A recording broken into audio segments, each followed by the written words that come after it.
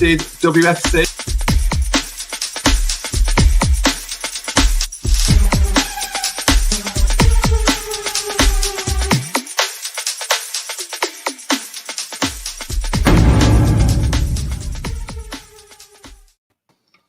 Hello and welcome to All For United with me, John Foster, MUFC. Slightly different show tonight for a Friday night. We usually have the fans forum, but we've still got some Man United fans on the show who I'll introduce shortly. But the plan for tonight is just to try and talk about as many WSL clubs as possible. And we'll have some guests throughout the show, fingers crossed, who can come on and tell us their thoughts on their own team. So it's always good to get rival fans on because they know their team better than us. So it's good to get them on and learn and get their knowledge. It's been a fantastic 48 hours for Man United. I've been on holiday this week, and it's great to have a holiday when it's transfer deadline week, and it's definitely not disappointed me. Really, really happy week for Man United fans. Natalie, have you calmed down now?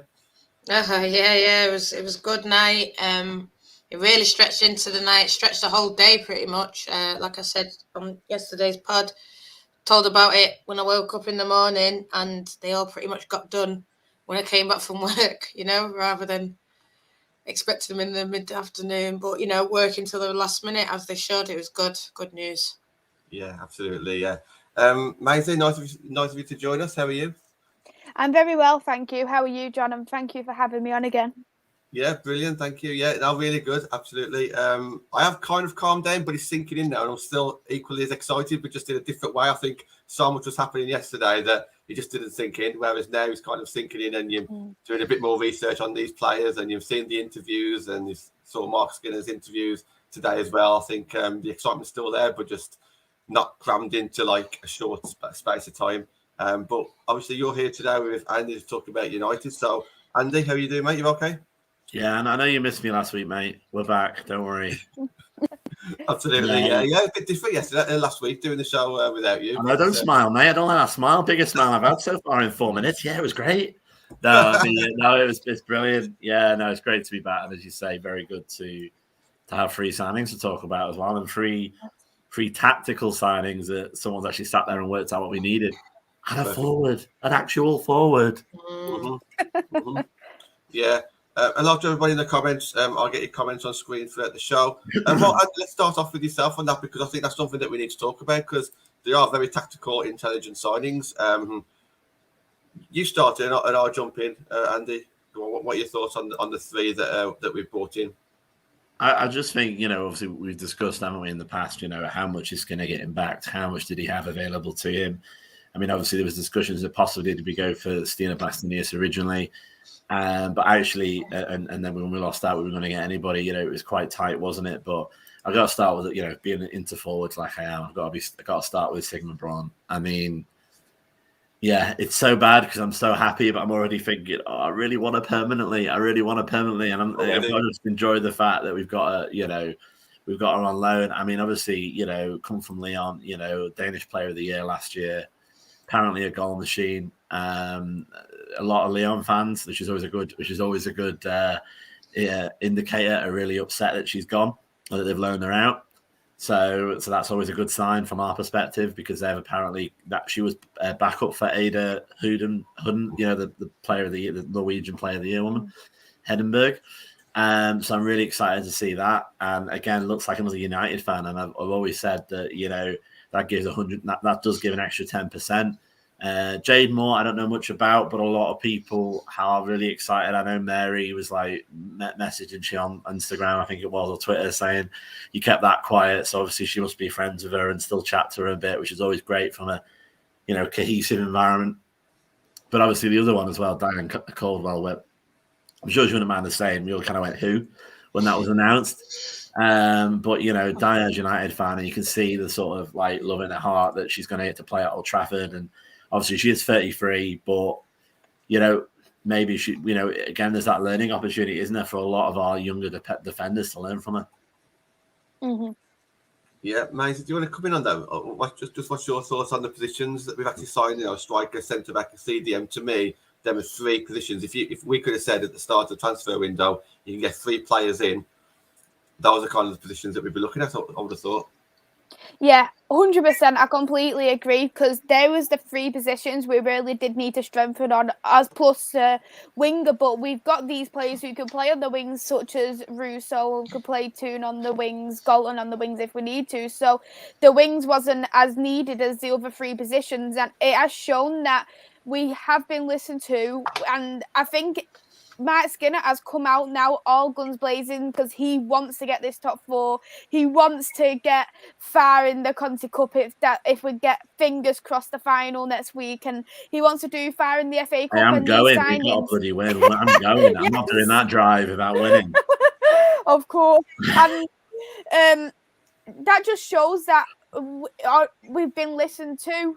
You've got Diane. She's been in numerous of different countries, plenty of experience, not just for defence. I think it helps for the younger players overall, such as Carrot, such as Ella there as well, just so it gives that little bit more leadership. And I really do like when there is an experienced centre-back at a club, especially when you've got Mannion, who you know has done very good at Manchester City, and now we've got Diane, who will probably most likely partnership with her now Millie Turner's out. So it just shows the experience we have on that back line and how skillful I think it will be too.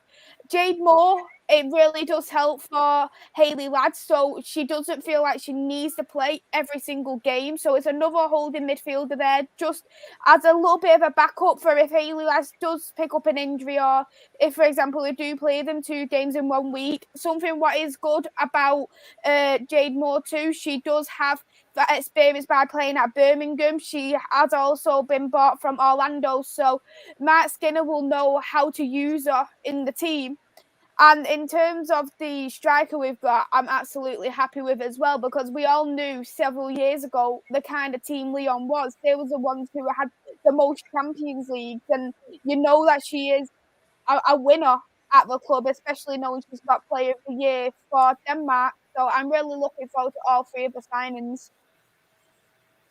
Yeah, Nat, I know that we spoke about it at length yesterday, but just touching on some of the things that we've seen on Twitter today and what Maisie and Andy are both saying there as well. I think the more I look at this, the more intelligent it is.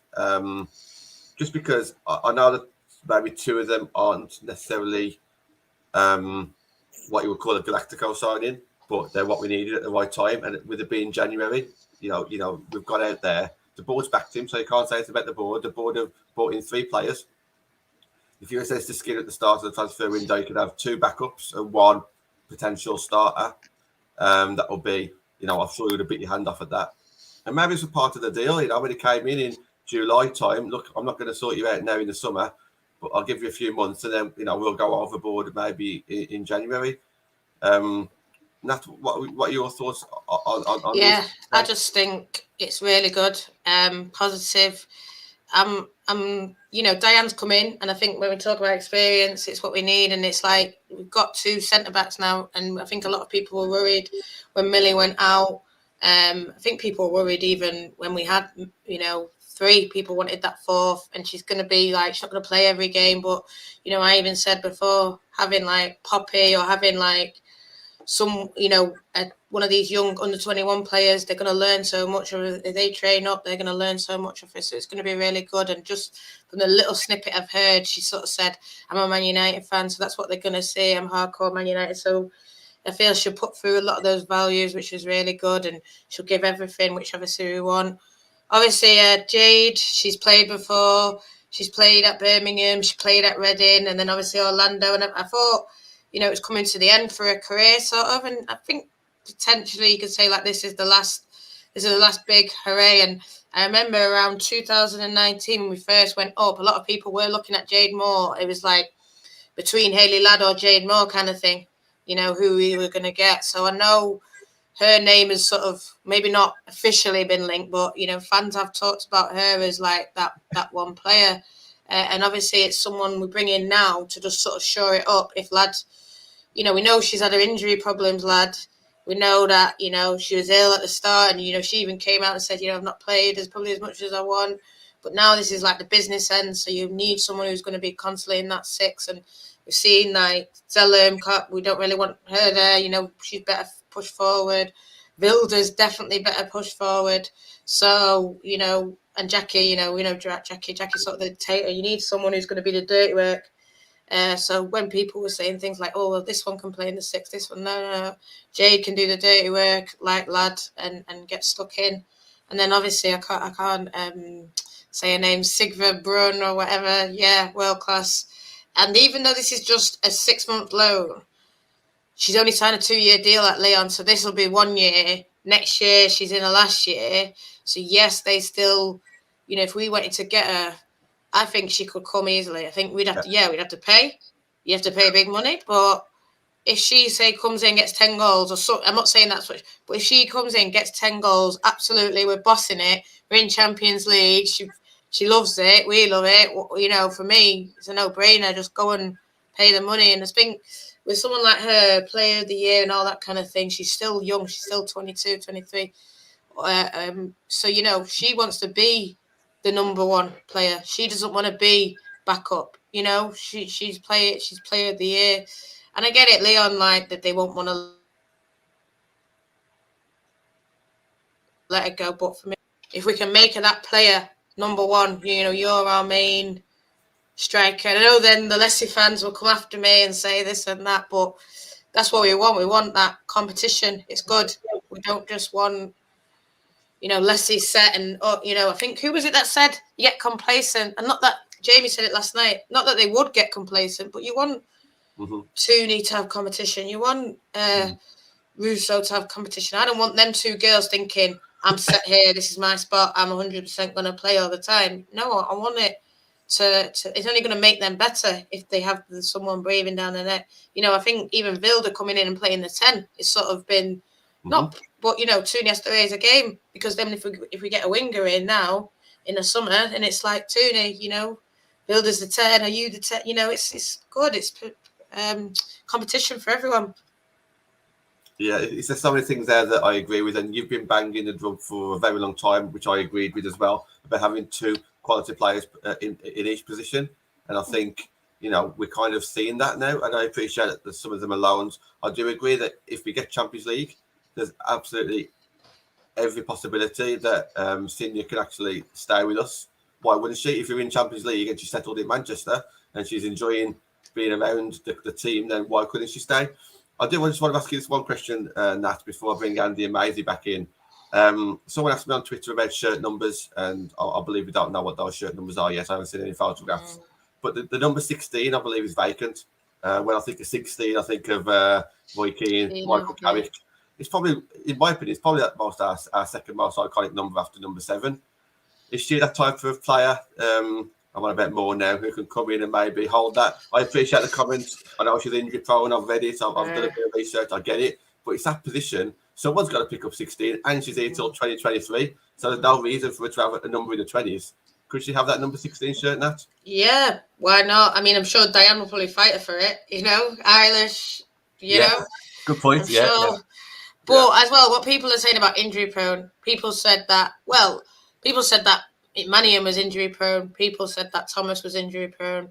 Mannion, you could say maybe wasn't, but yeah, Thomas had a history of injuries. And I think even at the start of this season with Martha Thomas, she was in and out, in and out, in and out. Obviously, whatever they've done with the coaching and the physio, I don't know. We know that one coach has gone out, fitness coach. We know that actually we've got Carl Green did come in, who does strength and conditioning. He came in at the start, but then they've got in another coach who was used to be at Blackburn, and his main draw, apparently, people were telling me looking at his LinkedIn, is injury prevention and fitness and all that kind of stuff. So it's the kind of people that we need. I think he's called Chris. What's he called, Andy? Chris somebody. Oh, you throw me. I can't. I'm doing the same. I don't know. You can Google the cricket. It's called Chris somebody. So yeah, he's worked at Man City under 21s men. He's worked at the Blackburn Academy. So like the head of the Blackburn Academy. So he's top quality coach. He's come out of sort of semi-retirement. Going to be working with our players, and I think Chris Rush. Yeah.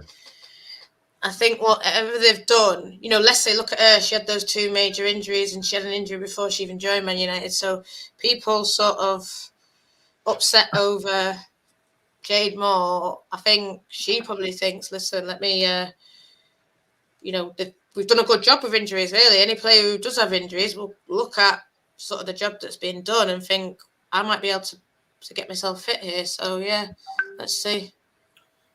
Great comment on screen as well about Skinner's interview about the type of people and the kind of chemistry that these players will bring in, and it spoke very highly of all 3 of them, not just in regarding their own talent, but what they're going to bring as a person. And I think he said that pretty much all the way through his time at United about people's personalities and stuff. And it just come to yourself on this one. How important do you think it is that we haven't just brought in talented players in the right position, but players who aren't going to disrupt the club? You'd like to think players who are actually going to gel with the players, the teammates, and fight for each ball. And we know at least one of them supports Man United as well. And it's very clever. Everything about these signings, are very clever. The more I think about it, it is very intelligent stuff. Just what's your thoughts on the chemistry? Yeah, I mean, it sounds like he's got the maximum amount of whatever his budget was. So it's like the old, kind of like fantasy game at the beginning of the season. If you just go for the one you can afford, your overall team doesn't work out, and it's getting the best average that you can get, and sort of bringing everybody up. And I mean, that's clearly what he's done there. I mean, just linking to what Nat was saying previously, I think if I was Martha Thomas, I would be worried, because Leslie's a starter, nailed on. Sigma Braun's a starter, if I'm honest, as well. So that's great for Leslie, because she's been not just not had any service. She's had to kill the blooming thing, cook it, and do the whole thing herself. So for her to have another striker to get service from, she's going to do brilliantly. So you could argue we might switch to formations which include 2 up front now. So if I was Martha Thomas, I'd be the one who's thinking, Christ, I'm going to have to really bring my game up and really kick on with that. But no, I think it's very important. I mean, this is the thing. I mean, if he is evaluating the squad, if there are people that are going to go in summer, either because we can't get hold of them, or because of actual design, we want to move them on, then you have to bring up the right people back in. You have to keep it equalised. And we were talking about the ages before. Diane Caldwell is 33, Jade Moore is 31, Sigma Braun is 23. Well, before Jade and Diane, our oldest player was 27, which isn't old. So again, I think that leadership will probably help maybe that bridge a bit between the team and the manager, which traditionally would be made by the captain. And Katie Zellum has started to be a bit more of a captain now, which is great. But maybe she's going to get more support in the leadership room as well, and have more captains on the pitch, which is what obviously we all want as well. So it's that harmony, definitely. Yeah, Skinner mentioned, I can't remember who he was referring to, but regarding one of them as a leader, which I thought was really interesting as well. Yeah, I think he was talking about Jade, because he's worked with her before. So, and he's signed her at Birmingham, or whether she came through, I don't know. But been at 3 clubs now together. So he obviously is a player that he likes to take on the journey with him. And that's a lot, to go from Birmingham to Orlando. That's not just like a little trip down the road from Villa to Birmingham. This is all the way across the world. So they must have some relationship there. We know Stanley and Ladd have got that relationship with him as well. He's obviously bringing in his own people, and again, that's just another reason where you think that it's gone right. And I hope obviously the results work for him there, because I've been defending Skinner regarding he's not had any of his own signings. These are looking like his own signings there, and we're all very pleased with them. There's a lot of nice things being said about Skinner at the moment, which is great to read. I just hope now that it works out for him, and I can't see why he shouldn't at the moment. The only questionable thing is, will they settle right away? All 3 are coming from abroad, aren't they? So, do you think we'll see any on Sunday? Diana, I think. I just think from. Sorry, I know I've just jumped in, and no. Just from the interview with Skinner, he says, straight away on the pitch, and you can see. So I thought, okay, she's training. She's jumped straight in. I think 6. I was reading something on a WhatsApp or something about like work permit for Brun. So I don't know if it's gonna be like a week extra with her. I don't know how it works. All that's rubbish now. But the way it come across that is, I think, was it Asif that mentioned it on Twitter. I think it says that Jade wasn't available due to not being match fit. But that's all he said. So it makes you think that the other two are available, unless it's Yeah. I bet you Emma Hayes is on the phone to border control saying, "Slow down that paperwork. I don't want to there for Wednesday." Yeah.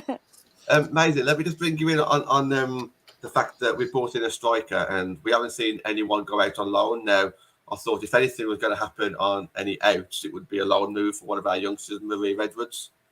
So the youngster who's actually, tearing it apart in the devs, done really well last year at Blackburn. We're more ranting and raving about it. We want to see her have a bit of game time. Do you think these strikers could potentially stunt their growth? Because she's not been sent out on loan, which makes you think that, Skinner wants her in and around the senior team, but it's one thing being in and around them, it's another thing actually playing in games. What's your thoughts on maybe some of our youngsters now getting maybe less game time? And not just Maria, I want to bet the Carrie Joneses and Fuso as well. Yeah, you do look at it and you do think we do, like, Manchester United's tradition is youth. It is a part of us, but you look at it under the same breath, you do see we've got the under-21s and then it jumps straight from the first team, and sometimes in that respect it can be quite a big jump. It'd be a big jump regardless of who the player could be, and it's about, are they ready to fit in straight away? And when you do look at Carrie, she has had a fair bit of game time for me already. She started in a couple of the Conti Cup games. She's come out as a sub quite a few times. So it'd be good for her to just try and mix in more with a little bit with the team, just a bit more training sessions too. And I think next season we'll probably see a lot more of Carrie Jones. But in terms of the under-21s, I think if we do see any of them, it probably will be during this in the FA Cup tournament, depending on who we do get. And I think he might take the risk, put somebody on the bench, or one or two, if that is going to be Edwards, if that's going to be kind of Solskjaer. I think we will probably see a young player, but it's just a matter of what game that will be. Better come in, Nat. Yeah, sorry, you had that on the screen, so I thought you were going to say something. No, I'll come to Andy next. You go on. All right. Well, what I will just say on that there, I would love to. I think that'd be good. Yeah. Thomas Russo and Brunt, I'd like it. But I know you're going to come to Andy, and I just want to touch on the loans. I just wanted to bring it up, and I do think potentially, your Carries, your Fusos, with Brunt now, that might limit them. I think we saw when Hansen came off, Fuso came on straight away. So, there was whispers of, maybe loans, and I think there will be a loan of a young one just waiting to be announced. But I think it's someone who we expected. That sort of, but that's all I'll say. I can't really say the name. Everyone knows who it is, I think, right now, who's going out. But yeah, in terms of the forwards going out, yeah, and you said something as well, John, about the whole, what's going to happen? I think it was you, Andy, actually, what's going to happen in the summer and his players. And that's what does worry me a bit, because these aren't his players. So who does he actually really want, And I feel there is a lot of talent there. There's a lot of young players. So it makes you nervous, sort of, in a way, if someone was to go on loan. And what's his views on... What's Mark's views on the players that he's got now, really? Yeah, no, I mean, completely. I mean, the funny thing is, though, and I'm connected to a lot of the players, like we all are, and that is, but like, isn't it great that he's actually going to look at it in a sort of like, not a sort of emotionless kind of way, but in a sort of moving the team forward kind of way. I've not got a long list of people that I think need moving on, but there are a few couple, and I'm glad that, we are going to look at developing the squad, obviously taking Peter's point there. Look, you're talking to the attacking person here. I'll do a skin. I'd chuck all our attackers on. That's the problem with me. That's why he's a coach and I'm just a gob on a stick. That's the difference. But like, obviously he likes technical football. He likes skinner ball. It doesn't necessarily lend itself to 4-3-3, but 4-3-3 is the most popular and most successful formation in the women's game. So maybe he's maybe he's a fan of a certain type of cuisine in football, and suddenly he's starting to think, oh, I'll try a bit of Italian. He's starting to to broaden it out. But I think ultimately we'll end up with 2 defined strikers when he wants to be aggressive, but more commonly a defined striker and then more of an attacking midfielder, like a Tooney position in most of the positions. But I'd say not a bad thing. I mean, I'd say I'd be worried if I was Martha Thomas, but I'd be worried if I was Fuso. I mean, I hope Fuso doesn't go on loan, because I think, that to me screams Ebony Salmon 2.0. We stopped her from going to Brazil for that game when they were on the red list, yet we never played her. We're very, very lucky that she's got a good temperament and big smiley face, because she could have already turned on us, and she hasn't done.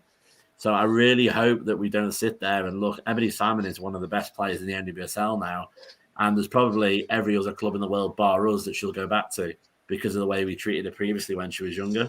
And I don't want that to happen to Ivana. But hopefully he'll balance it properly. Can I just say as well, just it's the way that Skinner plays that sort of not worries me, but it's about the, I think when he first came in, he was sort of like he was like inverted wingers, wasn't he? And I think he's played a lot of midfield players, and I mean, yeah, he's had to sort of maybe adapt now, so we are seeing a lot more of Hansen and Leah and the wingers. But it does worry me, because if you look at Fuso, really, she's a winger. She can be a 4, she can be a 10, but I think she's best on the wing because she has that pace, that killer pace, and she can just run at people. And I wonder, like, he doesn't really do that, does he? He doesn't really build up like that kind of a ball over the top and then you run. He's more a kind of play it, kind of pass it out. Move, yeah.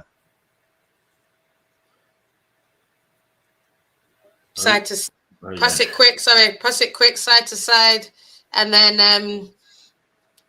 that's how he scores, and it's like a pep kind of fluid football. They're all moving about, but I do think that like you say, if Ivana went, it's like a 2.0 kind of move. We've seen this before. We don't want it. She's 19, 20 years old.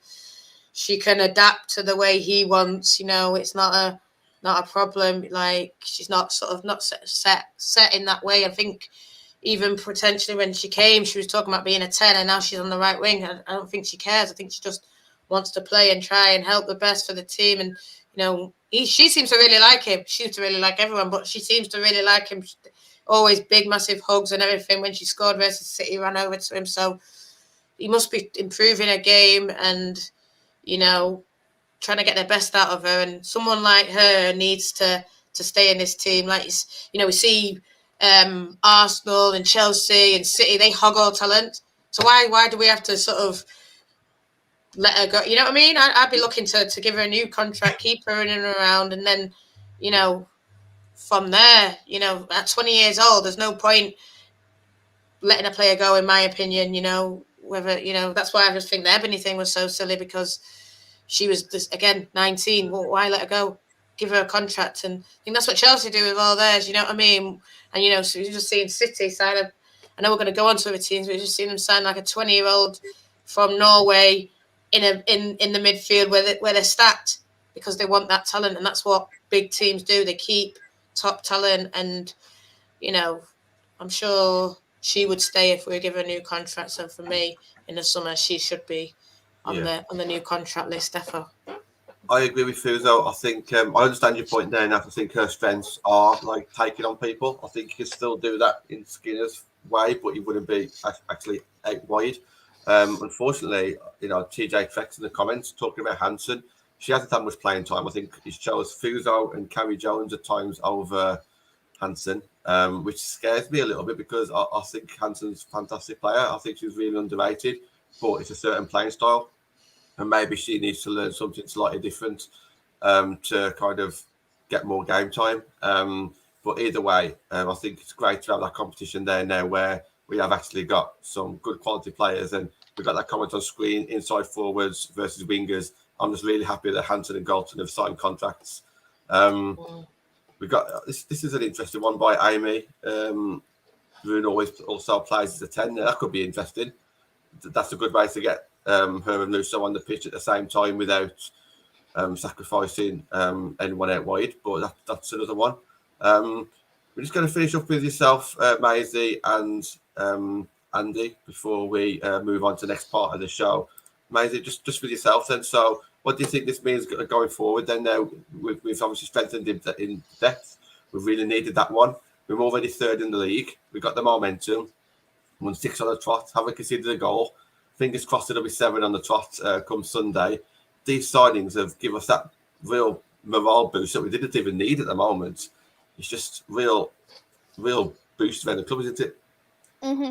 Yeah, 100%. Because I remember at like the start of the season, we was all crying out for squad depth because there were certain areas where we didn't have many players. Like we looked at our attacking options, we didn't have a forward, and I even said we needed that other centre back and we did also need a winger. But having them that strength now, we've got a CDM which we need to strengthen in. We've got a forward which we can strengthen in, another centre back which everybody asked for. And looking at that, it just shows to me that it just feels like it's only going to get better from now. Because we've already managed to get to third place, to get to a semi-finals of the Conti Cup with a squad depth which is quite thin, I would personally say, compared to other teams who are already in the Conti Cup and teams who we've knocked out from the Conti Cup as well. So knowing that we have already got to this stage and now we have strengthened even more, it just gives me such optimism for the future ahead and where we're going to finish by the end of the season. And fingers crossed, it's our year now to get over that barrier and get into top 3 for the Champions League. And did you agree with that? Are you feeling really positive about how things are going at the moment? And with these signings, it looks like even Twitter's positive. And if anything's going to be negative in football, it'll be Twitter. But yeah, there's a lot of positivity at the moment, isn't there? Yeah, I mean, again, it's funny because, I mean, we're looking at the fact that, we've got a very, trim squad. Obviously, we've now got a little bit better now with a loan and 2 short-term signings. So we haven't got much sort of like fat left on the bone. We haven't got much margin. So, yeah, I mean, hopefully, I think without these signings, we were playing brilliantly so far. The last few games, it would have been a bit worrying because we are literally would have been flying without a safety net. Now we've got a bit more of a safety net. I think we're in a very strong position, touch wood and all things you all holy, that we will get third place. And I think that's really important for our development this year. I think it's very important to keep big names that we don't want to lose, like Owner, like Jackie as well. And I think, it is definitely third place to lose. Could we get second? Well, we've all kind of been looking at that as a thing. We are really high up there at the minute.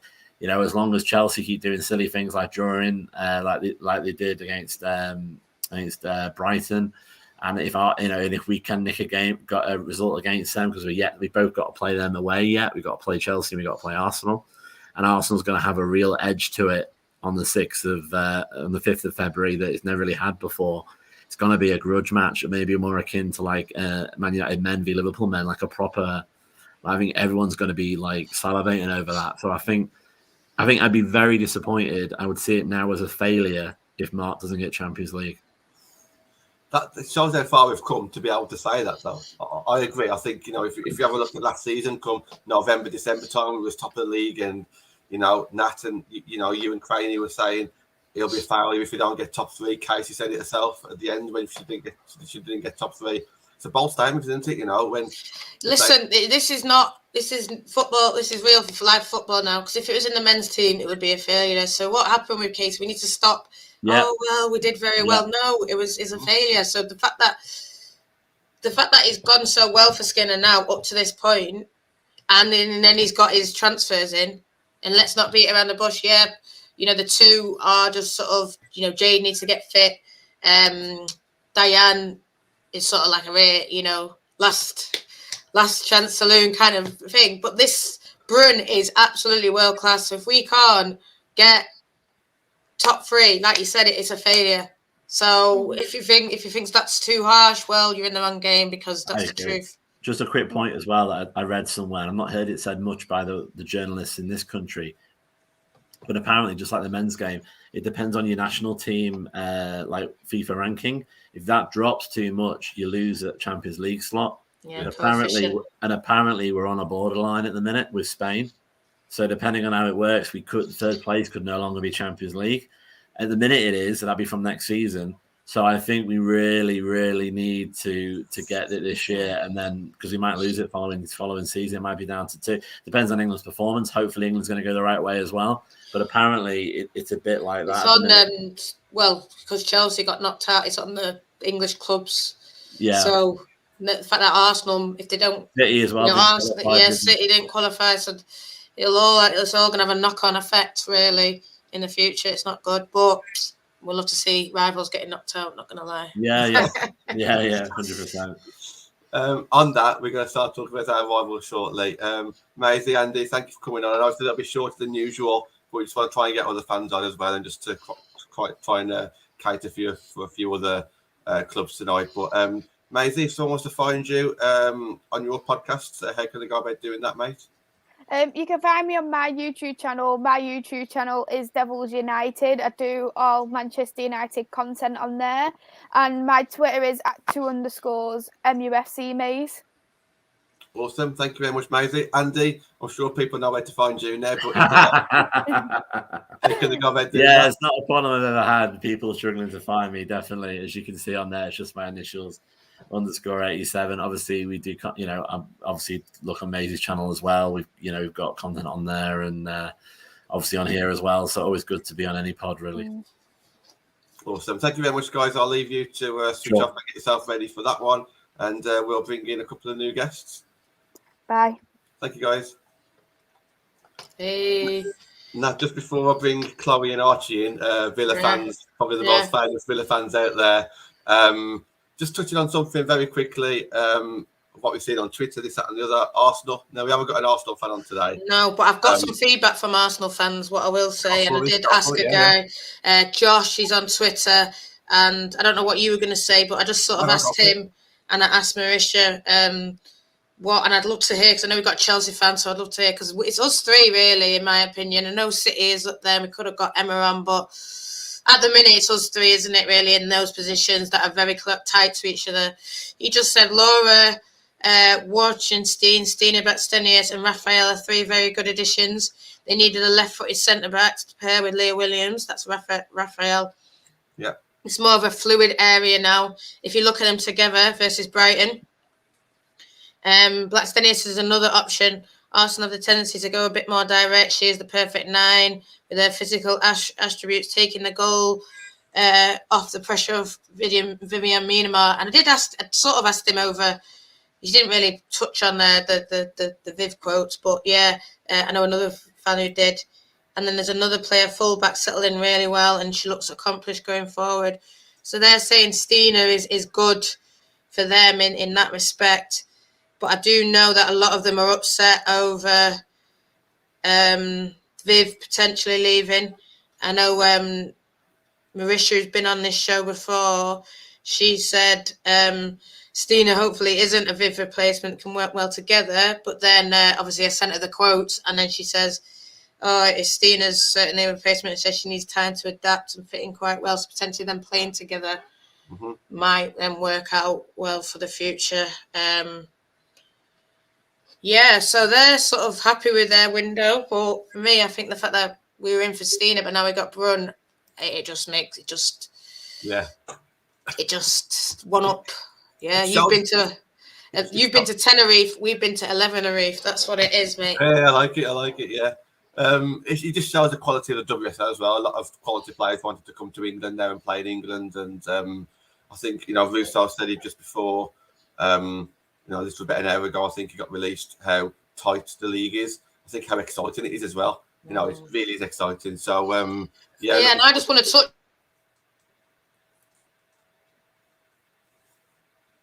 on what Russo.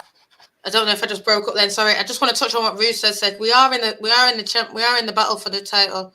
The guy even tried to push Jackie. Jackie was more reserved about it, but Russo, she went for it. She said, "Yeah, we are. We're third. We're 5 points off. Why are we not in the title?" But then they're considering City, who are another 4 points off us, so 9 points off. They are. It makes no sense. Yes, City had the experience of winning it, but even Jackie says we were in the race last year, and that's helped us. That's given us a bit of that experience, and I think it has. I think we know. I mean, a lot of people saw that video when we were standing around a phone watching Chelsea draw against Brighton. Lucy Stan was watching with us, and I celebrated the draw. Yes, I will, and I'll say it to Rob. And I said, Lucy, we're going to win the league. And her face was a bit like, but she was like, imagine, it'd be great, it'd be fantastic. It would, imagine at LSV or imagine us at Old Trafford lifting that title. It would be everything. Oh, well, the last game's at Chelsea. But, imagine lifting it in front of them. That would be even better, Absolutely. Yeah. Imagine us going into a game and, like you say, Old Trafford full and then coming out. I remember that championship win. They came out, they paraded it in front of Old Trafford. And, I think there'd be a lot more fans. I think, especially building up to this Old Trafford game, the signings that we made, if we're closer to the top around March, I feel more people will come to Old Trafford then as well. And there's still your tickets, still go out and get them. They're building that up as well a lot. Because I think they need to push that. They need to make that real. And, James, I agree. They are nervous. Yeah. And that's why I just wanted to end it. They are nervous, not necessarily about this season, but they know if we make Champions League, we're just going to keep on going from strength to strength. If we make Champions League with the squad that we've had, I think that's really, really impressive. So I think, they'll be looking over the shoulder, absolutely. Because to think we've got no pull in the transfer market when it comes to European football. Imagine what pull we'll have if we do manage to get into the top three. We're going to leave Arsenal there. We're going to bring in... We're going to bring in Chloe, and we're going to bring in... Hey, we're live. Right, guys? Yeah, we're good. You okay, Archie? Yes, thank you. Good. Thank you for coming on, guys. Obviously, I know Nat's a massive... I'm not going to say Villa fan, but obviously you got ties there. Ward FC, yeah, that's me. It makes sense to do this type of show just for 20 minutes or so, just to get your thoughts. So, Chloe, to start off with yourself, mate. You've been quite active in the transfer window. Did you think you was going to get these many players? I was expecting 3, to be honest. Because we've needed to improve in each area, but unfortunately, we haven't been able to bring in a striker. But we've been able to improve our defence, bringing in Anna and Rachel, which will be massive. Anna's been fantastic for us so far. She likes to push forward. She's not scared to take players on. Doesn't matter if she's got 5 players around her, she'll take them on, which is good. But I think it's Jill Scott that's done it. Little man, kept asking for Jill Scott before Christmas, before transfer window opened, and was like, we need her. Because when Remy's not in our squad, our midfield just disappears. And bringing in her is crucial because Remy and Jill together would just be unreal. And if Remy's injured, then we've still got that experience there to push forward and go on the attack. And we've also got a really tall player in the squad now, which is great for Alicia's crosses. Yeah, you did really well, didn't you, versus Leicester? You got that last minute winner. I saw the celebrations; they look great, and it was amazing. Yeah, and I think Jill didn't play, and Jill's only just come in now, and Rachel's come in now, and that's where I thought that you needed Villa. I think definitely, you needed up top, but I think replacement for Remy, and then the defense now looks like mega solid. Anna and Rachel, for me, I feel like you're not going to concede, and there'll be more emphasis on going forward because you've got those 2 at the back. What do you think? Oh, I 100% agree. I'm not going to lie, I haven't really seen Rachel play, so I'm going to judge her performances when I see her in the claret and blue top. I don't know, but from what I've seen with Anna, it's she likes to build up our attack. She's okay, we're going to move up the pitch. Let's go for it. Go on. So I was going to say, there's a comment by Mark Stanyard, missed out on a striker. Yeah. On transfer deadline day, there were links there with strikers. I know one that was linked. I think a lot of people might know it, but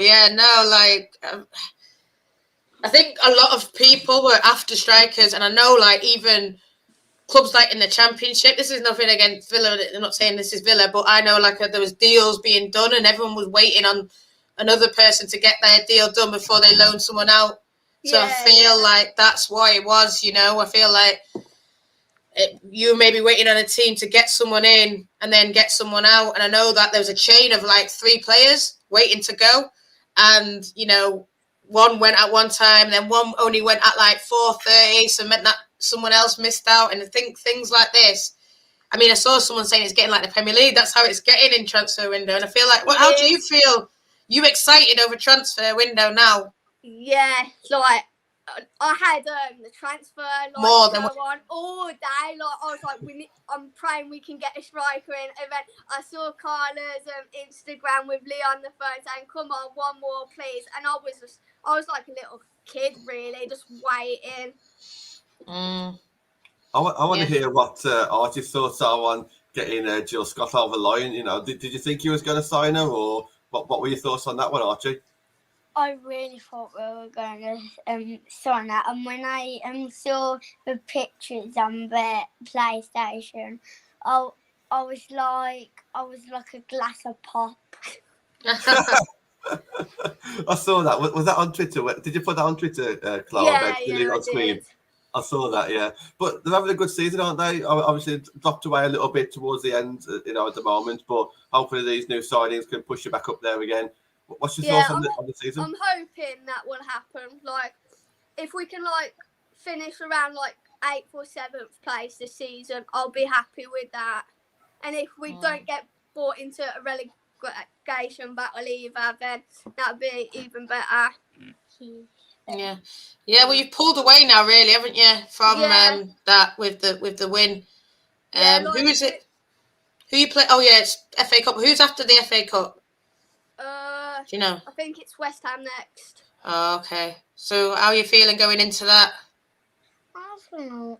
That's like I'm feeling going into that. It's like we've drawn to them once, but we were just playing really shocking then. So I think we can get an easy 2-3-0 win. Okay, confident. Yeah. Nah, I'm hoping we can get a win against them because it was a close game last time, but it was a defensive error that led to their goal anyway. So, like, with our new signings, hopefully we cut out these stupid mistakes which have led to stupid goals, and hopefully we'll get more draws if need be. Yeah, definitely. Was there any striker that you were thinking of, Archie, that you thought you might sign, or was there any striker you wanted? I did want Beth England. England, He kept going on about England and James. He wanted them to. Yeah. Lauren James, yeah. She needs to play. She needs to play, doesn't she? Yeah, she needs game time. Yeah. Well, it's a good point that those two didn't, you know, move away, because obviously we wanted Beth England obviously over the summer when we heard that LJ was going to go, and if they're not getting game time, then you can understand if they went to another team. Especially like with the Euros coming up as well, you'd think everyone wants to fight for a place in that squad. Mm-hmm. Yeah, absolutely. Yeah. Just before we move on, we got still got over 10 minutes or so. What about your players who have gone out, Chloe? Because am I right in thinking that a couple have gone to like Leicester as well? Yeah. So it was Missy Goodwin and Freya Gregory. I think it's good moves for like Freya. I'm not too sure what's going on with Missy, because I've heard like she signed with us and them, but then I've heard like she's just signed with Leicester and left us. So I'm not too sure what's going on with Missy.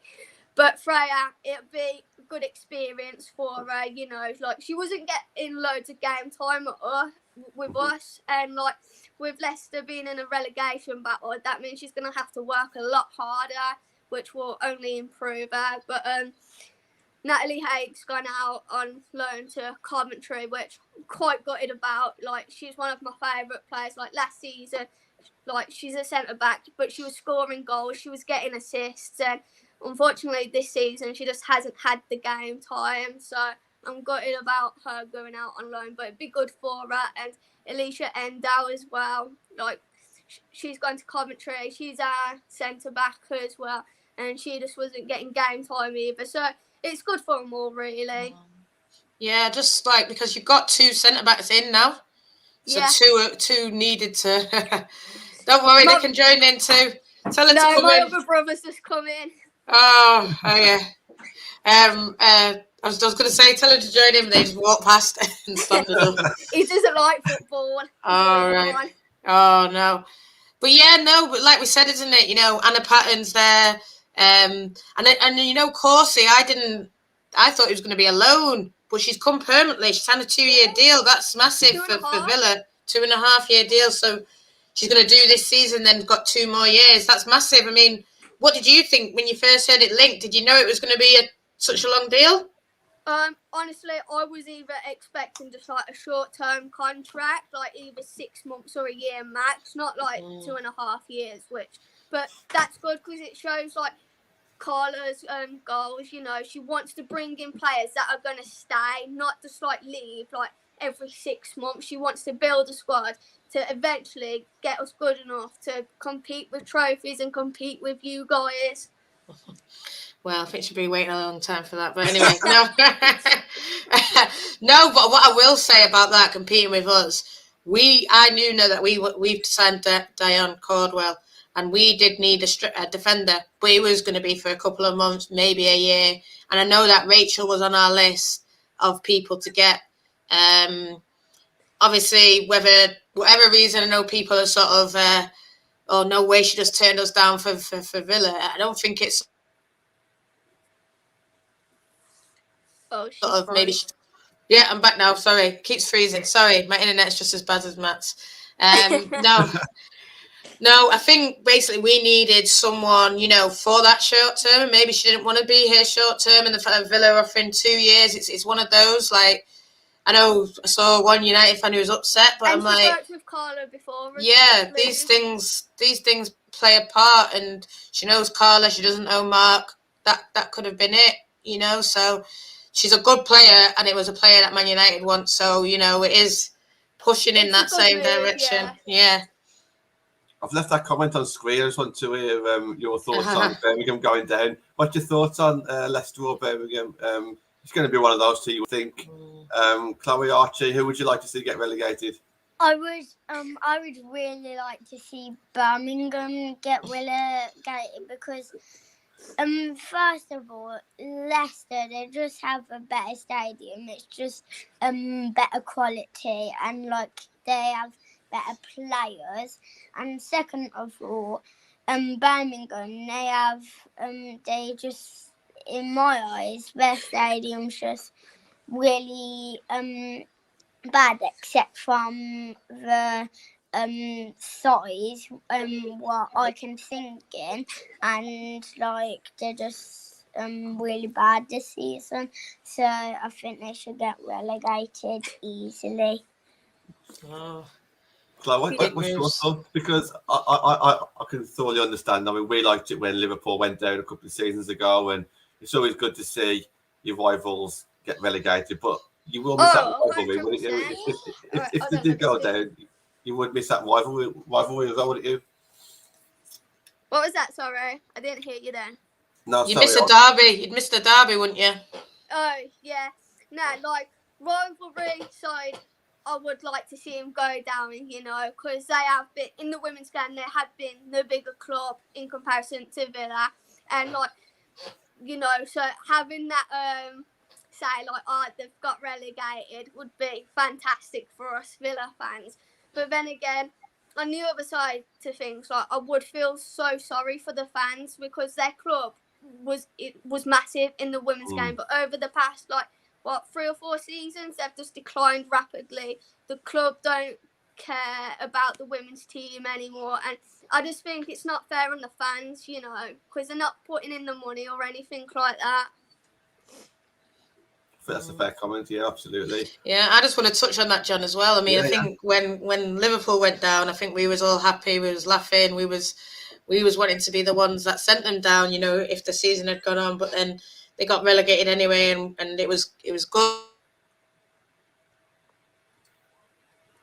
You know, we were enjoying it. We liked that they got relegated, but now I think there's talk that they're going to come back up, Liverpool, and I'm excited in a way, semi-bit. Like, obviously, I don't want them to win anything, but I'm excited because I'm thinking next year we're going to go there, home and away. You know, they're going to come here, and just those games are better. You know, I bet you loved it when you beat them 1-0 at their ground, didn't it? You know? Oh, it was amazing. Like, they put us in a different section to the home fans, and we were right in front of the Blues players warming up, and Archie was giving them so much like slate and everything.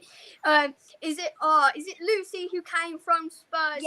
Yeah, it was Lucy. Yeah, he was like, "Why have you gone from Spurs, who are in a Champions League spot, for a relegation battle?" Like, he was roasted. He was Now, what I was saying to Lucy, I said, I shouted to Lucy, "You should have stayed at Spurs." Oh, yeah. What did she say back, or did she just laugh? They just laughed at him, but like, I love it because like he will just have a go at anyone and like say anything to anyone. Like at the Leicester game, he was going up to their fans and booing them all. Yeah. And guess what? I shouted a couple of times at the Aston Villa women against Man City women game. Manchester's red. We've heard about it. Of course, Yeah. It's all over Twitter. We saw it, absolutely. Yeah. Everyone loved that. We're just going to read a few comments before we let you go, and then bring Jack in. But we just want to read a couple of these out. So it'll be interesting to hear your thoughts on this one, Chloe. Everton in trouble with their form. I mean, would you have thought at the start of the season that you could potentially be above Everton? The hype on Everton at the start of the season, or the players that they brought in, it's looking like that you might finish above them at some point. Well, honestly, wasn't expecting it. Like with the player, like you said, like with the players you've brought in and like all the hype, I was expecting more of like to be like fighting with like Reading and West Ham, but like not Everton. So that surprised me. But their form's horrendous at the minute. Like, so I can see them being dragged into a relegation battle potentially. And Nat, obviously, just involved Chloe as well. But that on screen, you mentioned it last night when we were talking about the devs. You bigged up Aston Villa's devs as well. But just what you thought on their youngsters, and Chloe, if you've got any youngsters in mind that you just want to give a shout out to as well. I mean, Liv McLaughlin played in that game, and Olivia, was it Olivia Brown or somebody Brown? Yeah, Laura, I think. Oh, she's froze again. Oh no, I'm back. Sorry, it keeps freezing. No, the Laura Brown, did you say? Yeah, they both played in the game when we played. You guys, you know, your under 21s. Well, what do you think of your under 21s? You know, sort of, you would have heard of who the good players there and stuff. Yes, like I've been keeping like a track on them, like with the table and everything. I think they smoked us like 5-0. We got battered. I don't know what happened there. But that's the first time though that you've lost. You know, because it's always like been really tight between us two, hasn't it? Like, I think we've got like the best academies in the country, in my opinion. Definitely, I think that's a point I've not said enough. Upcoming talent, like in our squad, like Isabel Goodwin as well, striker. She's tall, she's fast, she's powerful. She'll like take on anyone. She's gonna be fantastic as well. Yeah. That's it, guys. Thanks very much for joining us. I know that you've had a busy evening and you've been out and about, but thank you for coming on, and we'll catch you again towards the end of the season. Yeah, definitely. All right, well, Archie, keep screaming. I want to see those Twitter videos. All right, bye, guys. Bye, Archie. Bye. Bye. Oh. Yeah, sorted. So we'll bring in Jack and hopefully Rob soon as well. But yeah, we just want to touch on a few other clubs there that we haven't really spoken about, and I'm sure Jack can give us a good insight into different clubs out there as well. So yeah, Jack, nice of you to join us, mate. How you doing, mate? No, pleasure. How are you? How are you, Natalie? You all right? I'm good, Jack. Thanks for coming on. I'm always on yours, but yeah, you played the favour. No, pleasure. Yes, this is the first time, isn't it? Yeah, first time you've been on the women's side. Have you been on the men's account, the main account, the men's account, all for United? No, not yet. I think Connor's after you. I do think Connor's after you to talk about the men's team as well. There you Give him go. a message. I'll probably sort you out at some point. Will do. Nice of you to join us, mate. Thank you very much. Look, this is a bit of a transfer show. We're just going to talk casually about. Obviously, we're talking about Leicester, but any other team that you want to talk about, we'll just talk about it. So, do you want to start? Well, I just want to start off on the two players that I don't know if you saw it. You probably came in a bit too late, but Chloe and Archie were talking about Missy Goodwin and Freya. Freya Godfrey is her name. Yeah. How have they done? Gregory, that's it. How have they done, those two players? Because obviously they're on loan. I'm not sure. We said we're not sure fully on Missy, but I know Freya is definitely on loan. She's a very good player. So yeah, what's your thoughts? I'm watching Freya for like the first time against Reading. I thought she was terrific. The way she gets the ball, the way she takes on the players, a movement, a skill. You know, she's got some pace about her as well. Watching her against Brighton, I thought she was phenomenal. Missy made her debut at the King Power against Brighton.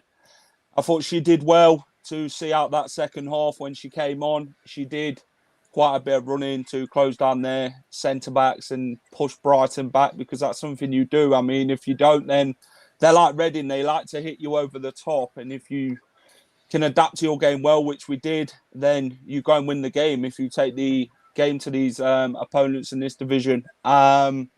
Missy, it was supposed to have been a dual sort of loan thing, wasn't it? But she said to me, like, she's not at Aston Villa now. She can choose to sign for Leicester at the end of the season, which is good. She's now not an Aston Villa player. Freya Gregory, on the other hand, you know, she's very technical in that.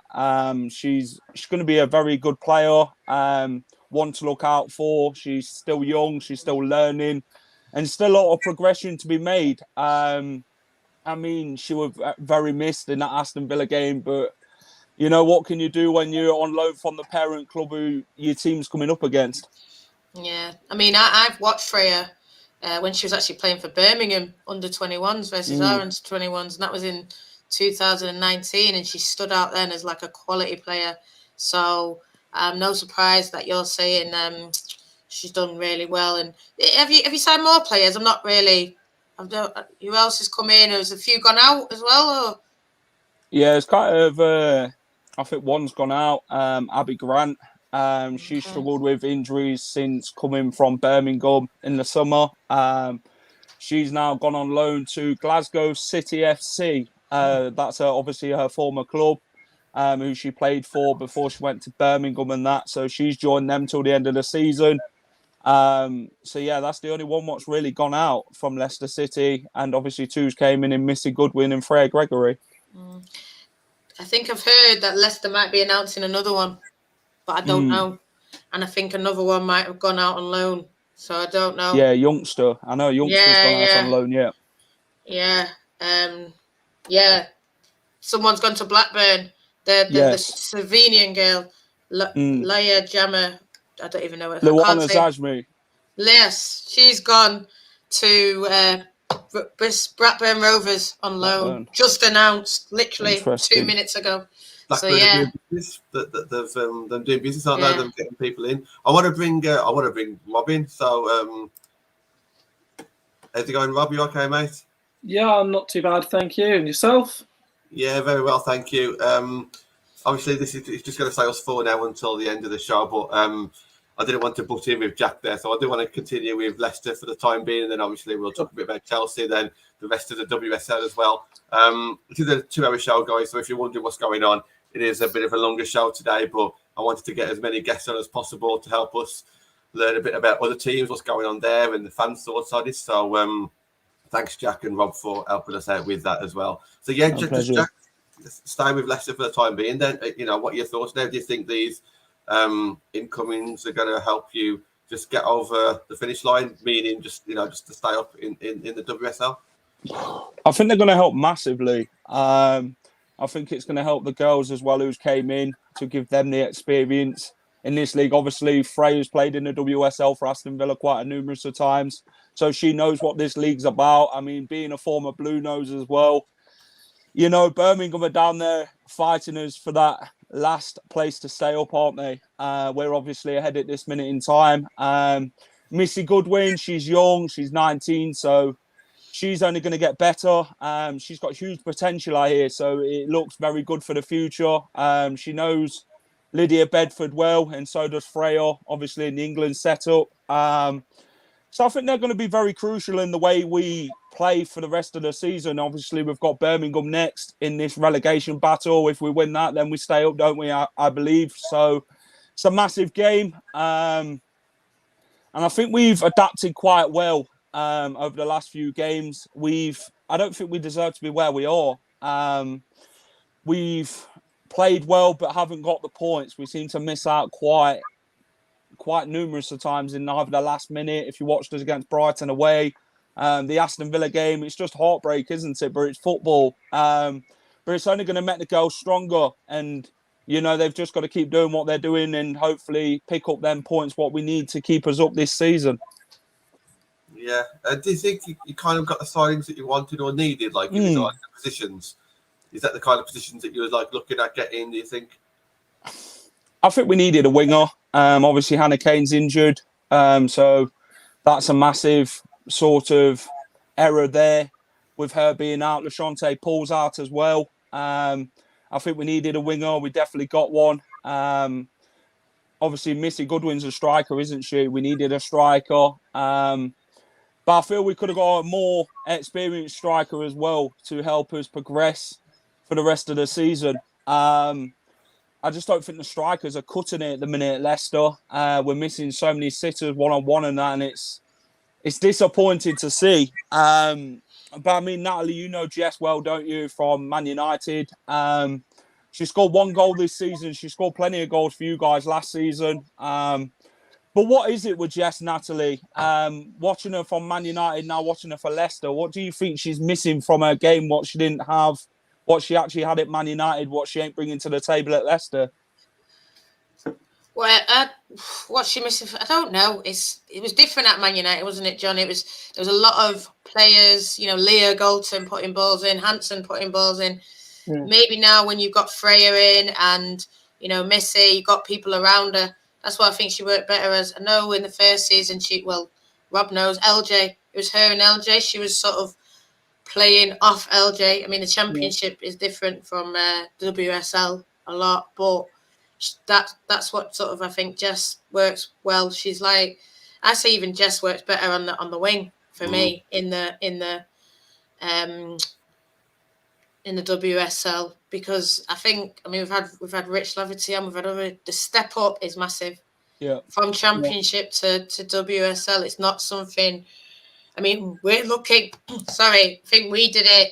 You know, we pretty much went from winning the championship to 4th, but we were sort of already, you know, had a lot of players from the WSL kind of thing. I think a lot of your players are sort of very young, not a lot of experience. I mean, Abby's in there with the experience. Jess is in there, but Jess isn't really. You know, she had the 2 years with us. That wasn't classed that as experience. I mean, Abby Mack is the only real, you know, one who's established in the WSL. So, you know, maybe that's what.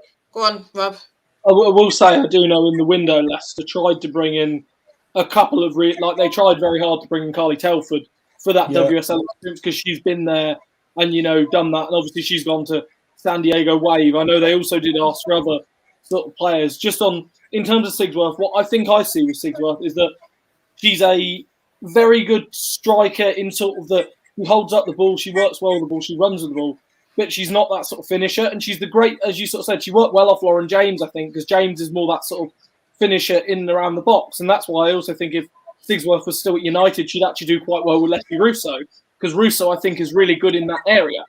But with Sigsworth, she's always constantly looking for that player sort of up there alongside her. And it's all well and good being able to, you know, hold it up and get your team sort of 10 yards up the pitch. But ultimately, if you then do, you know, travel 10 yards up the pitch and then lose the ball, then you still, you know, you've got to work equally hard to get it back. And I think, you know, a lot of the time I see her, she just looks, by the time you get possession, she looks exhausted because she's done so much running off the ball to work and try and get it back. And while that's commendable, at the same time, you know, you need to strike a balance, especially when I think it's to say that Leicester don't create the most chances out of teams in the WSL. You need to be taking the chances when you get them, and That's then it. counter. Agreed. I think I agree with what you're saying there, Rob.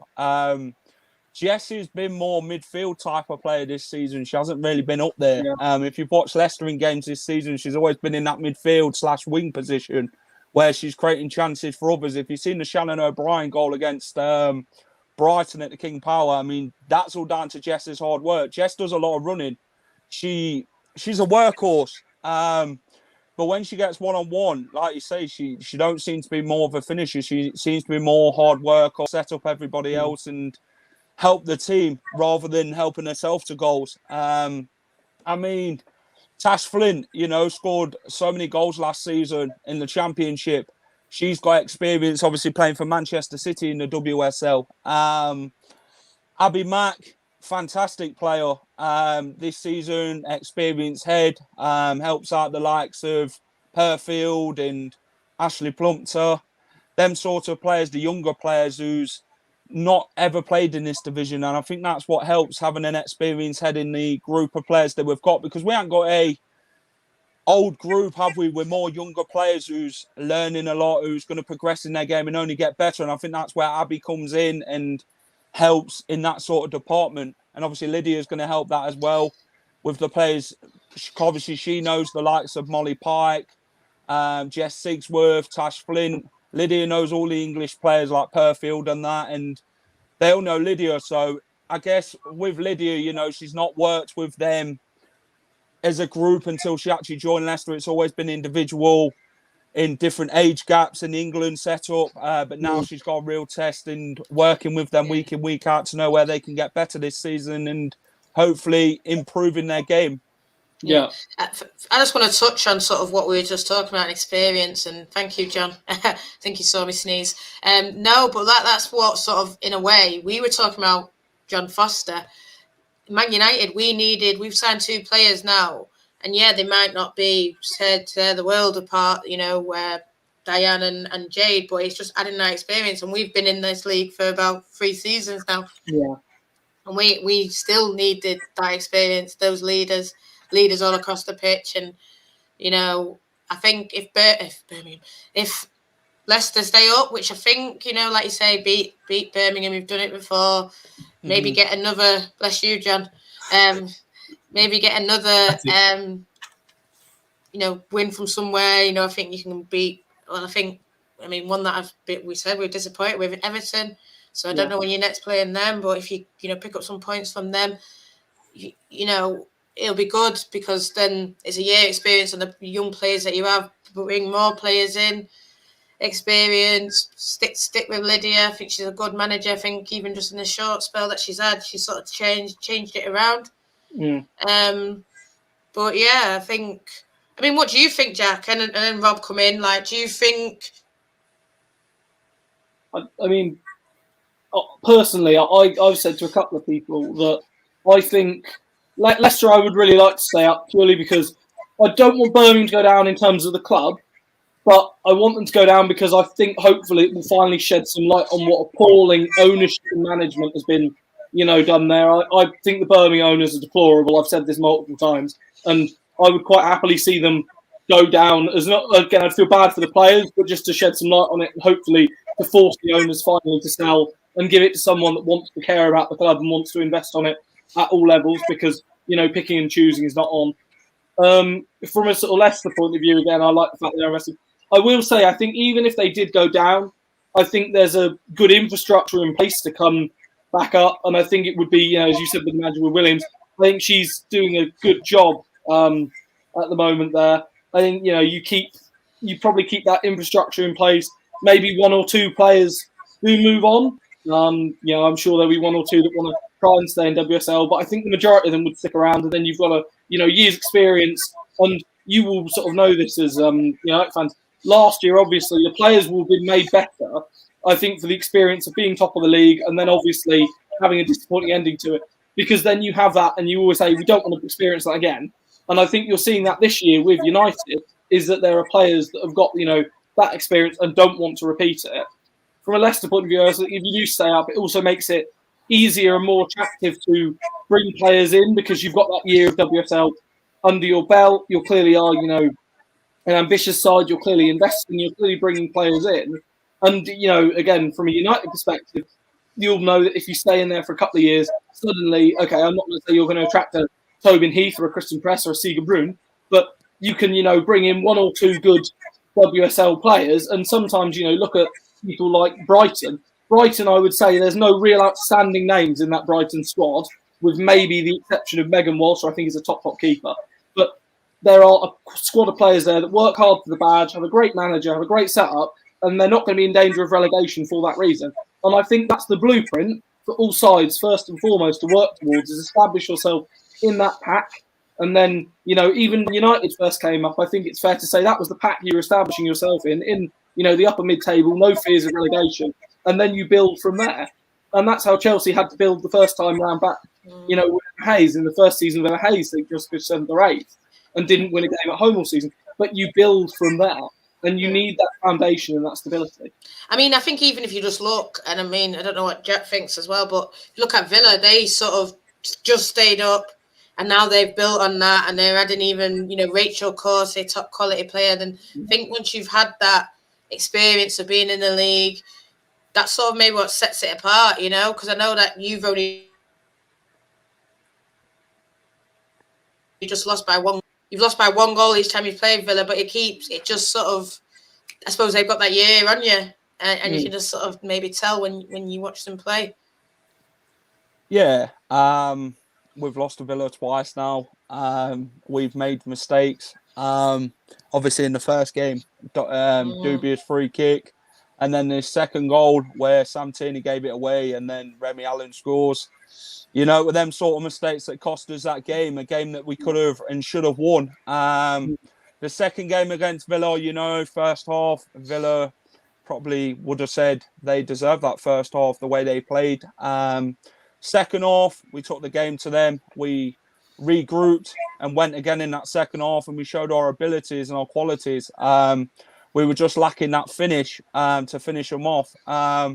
But then it was just heartbreak at the end with the massive deflection of Sophie Howard, which led to Alicia Lehman finishing us off in the vital 93rd minute. I think we've been very unlucky this season in the way we haven't picked up the points. Look at the Chelsea game, 78 minutes we lasted in that game. Sam Kerr comes on. She does the job, doesn't she? Her and Sam Kirby.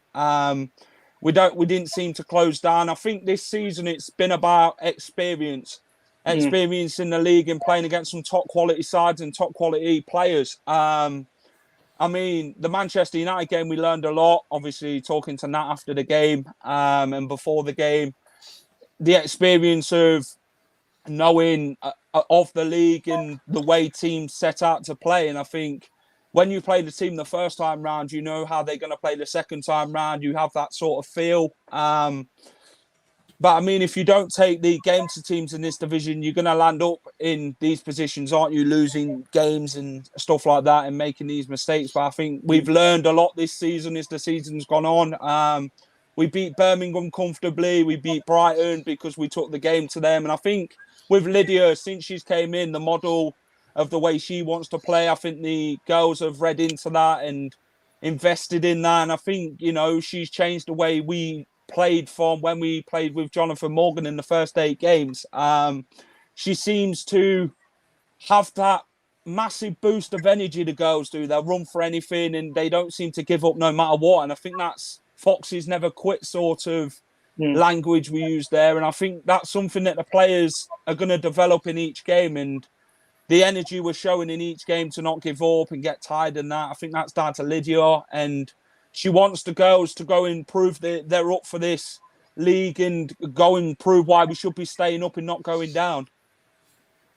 Yeah, I just listened to everything that you said, and I think all the points that I was going to raise, I think, have been brought up. Just going back to Jets, I thoroughly agree. It's very hard to think to yourself, okay, is it a striker's fault or is it just the fact that they've got lack of chances? Jack, listening to you, it seems like it's a bit of both. You know, she has had chances where she could have scored. We was at King Power Stadium where Jess did actually have a chance to score and she didn't. And I think the Birmingham game. Yeah, that was the one as well. And I cast my mind back where Villa, I think we were at our first game of the season at the Banksy Stadium, Villa against Leicester. Same thing. Yeah, exactly. Yeah, so there are chances there. I get it. I do. And yeah, I think, look, Leicester come up with like a lot of ambition, and I think that's really good. I think that's really positive. It shows how fond the fans think of the club if they come up with ambition, because it shows that them going the right way. But I also agree with what Rob says. Just stabilise first. Villa did that last season. They've stabilised. I don't think anyone thought that there was going to go down this season. I think Villa, that first game of the season, was listed against Leicester as such. I just think people might have been sleeping on Villa. And I think, maybe the same this season. If Leicester can survive, keep on building on that, and then let's see what Leicester can do next season. But it is a massive challenge to stay up. But thankfully, you're against a team that aren't great in Birmingham City, and if you win that game against them, you are in a fantastic position, aren't you? Yeah, I guess you could put it that way, but you can't underestimate the opponent, can you? You have to take it seriously. You can't overlook Birmingham because of where they are in the table.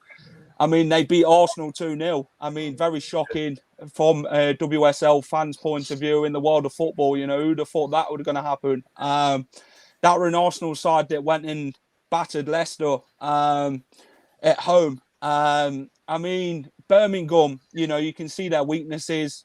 They seem to be very good from set pieces, which I've watched this season. Obviously, them playing Leicester and watching Birmingham from a neutral perspective as well. They're very strong from them sort of areas, and I think Leicester dealt well with what Birmingham had to offer that day at the King Power. I think the game at St Andrews itself is going to be a very testing challenge, but I think the group of players that we've got are very close. They're very tight-knitted.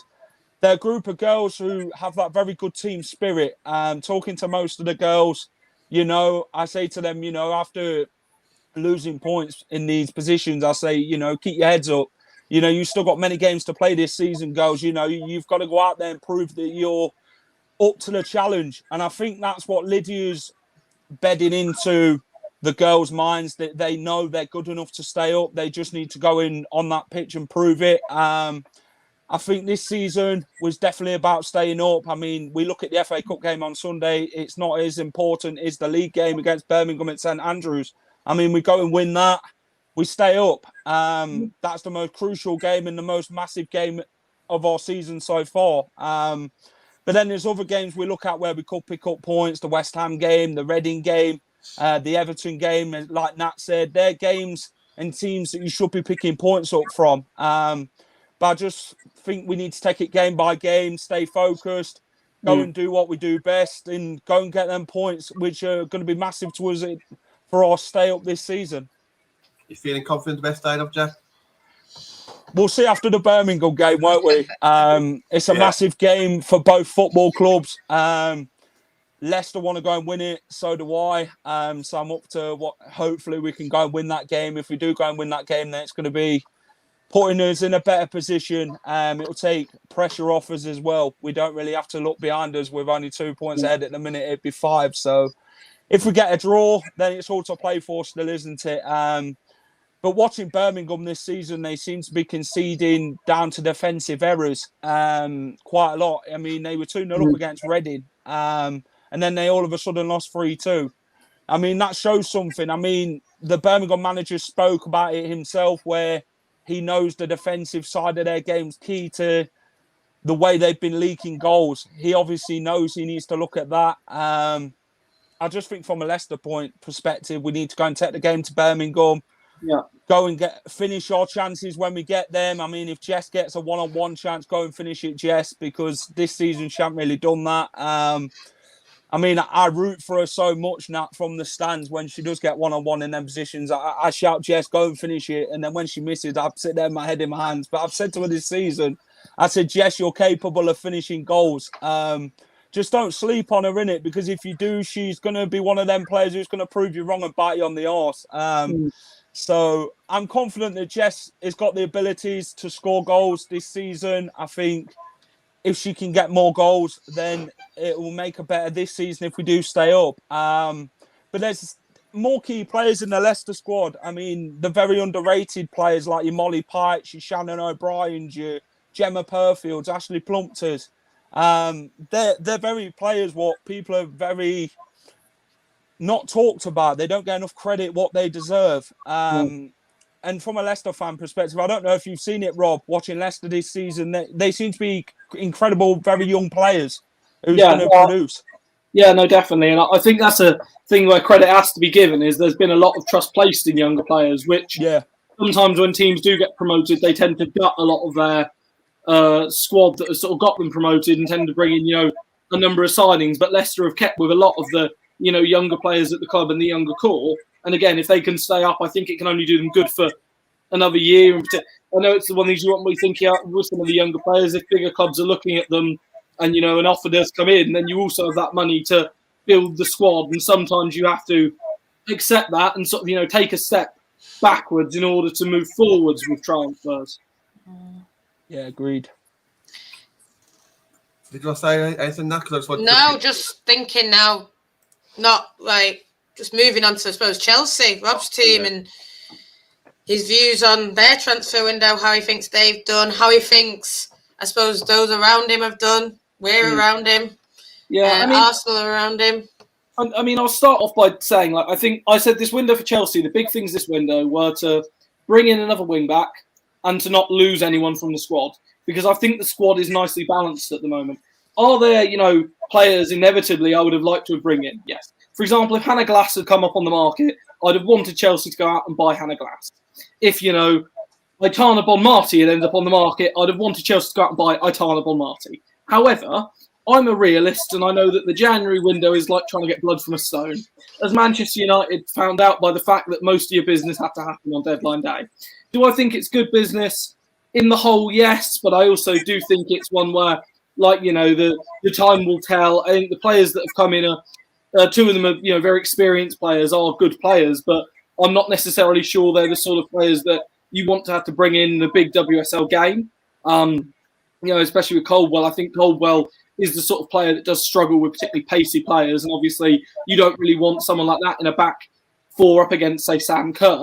But I think, to lighten the load on players and also to, be able to account for the unfortunate circumstances of Millie Turner, I also want to say that I hope, she recovers as soon as possible. That's an interesting question. I'll comment on that in a second. I think Siga Brun, I think is a good signing. Just looking at that on paper, I'm not going to go out and say she's the best striker in the WSL, because I think that isn't fair on Sam Kerr and Vivian Miedemar. But I certainly think she's one of the top players. I certainly think she's a step up on what the forward line offer besides Alessia Russo, and I think she also takes a bit of the pressure off Russo as well. She's the sort of player I could see coming in and getting into double figures by the end of the season with all competitions. Arsenal's business, we in the Rother and Rafaela, I think, are players more for the future than for this season. We in the Rother yesterday did struggle a lot with the pace of the game in the first half. Rafaela too, although they did adapt to it a little bit. I do also appreciate they were being played a little bit out of position. I've seen Wien Rother play in the Champions League. She is a good player. Stena Blackstenius. Blackstenius is an interesting one because obviously she's had a real breakout year last year. I think she is a great player, but I also do think it, is ultimately the fact that it's, the beginning of the end for Vivian Miedemar at Arsenal. And I think, some Arsenal fans are, not acknowledging it, saying, well, they could play together. Stena Blackstenius has never played in a two with someone else. And, she herself says she's first playing as a lone striker. I find it hard to see where she fits in with Miedemar. I said this yesterday, Arsenal turned it round against Brighton in the second half because they got Vivian Miedemar into the box. Because as good a footballer as she is not a number 10. She is not a wide player. You waste her by, pushing her back and back. Manchester City's business, I am jealous of Yuli Blackstad. I think Yuli Blackstad's going to turn out to be an unbelievable signing. Again, might take a little bit of time to bed in, but goal scoring from the midfield is something that, no team can have enough of. Do think it probably means that there's a refresh coming in the summer. The likes of Weir and Laura Coombs might be on their way out, but I think Caroline Weir will be a loss because I think Caroline Weir is a fantastic footballer. But I think they're trying to move on and ultimately trying to build a team in Taylor's image rather than in the image of perhaps Nick Cushing or previous managers that have been there. So in general, from a Chelsea point of view, I'm not that unhappy. Coming into sort of a rebuild in the summer, I think there's sort of a couple of interesting questions in the summer. Number one is that Chelsea have a lot of players that are good WSL players, but I don't necessarily think they're good Champions League players. It's not, I don't think it's fair for me to name them on here because I don't think it's right for me to sort of point some significant players out. But I think there comes a time, and I think Barcelona realise this now, is that Barcelona have a squad nowadays which is frighteningly strong, and you could put any 11 of them out there and you'd look at 11 world-class players. Chelsea, I'd say, maybe have 6 maybe world-class players in the squad, in which I would say world-class players include Ann-Katrin Berger, Magda Eriksson, Sophie Ingle, Melanie Leupolz, Fran Kirby, Sam Kerr, and probably I'd also include Ji So-yun in that equation. Then I think there are players that are very, very good players on the top of the world class, like Millie Bright.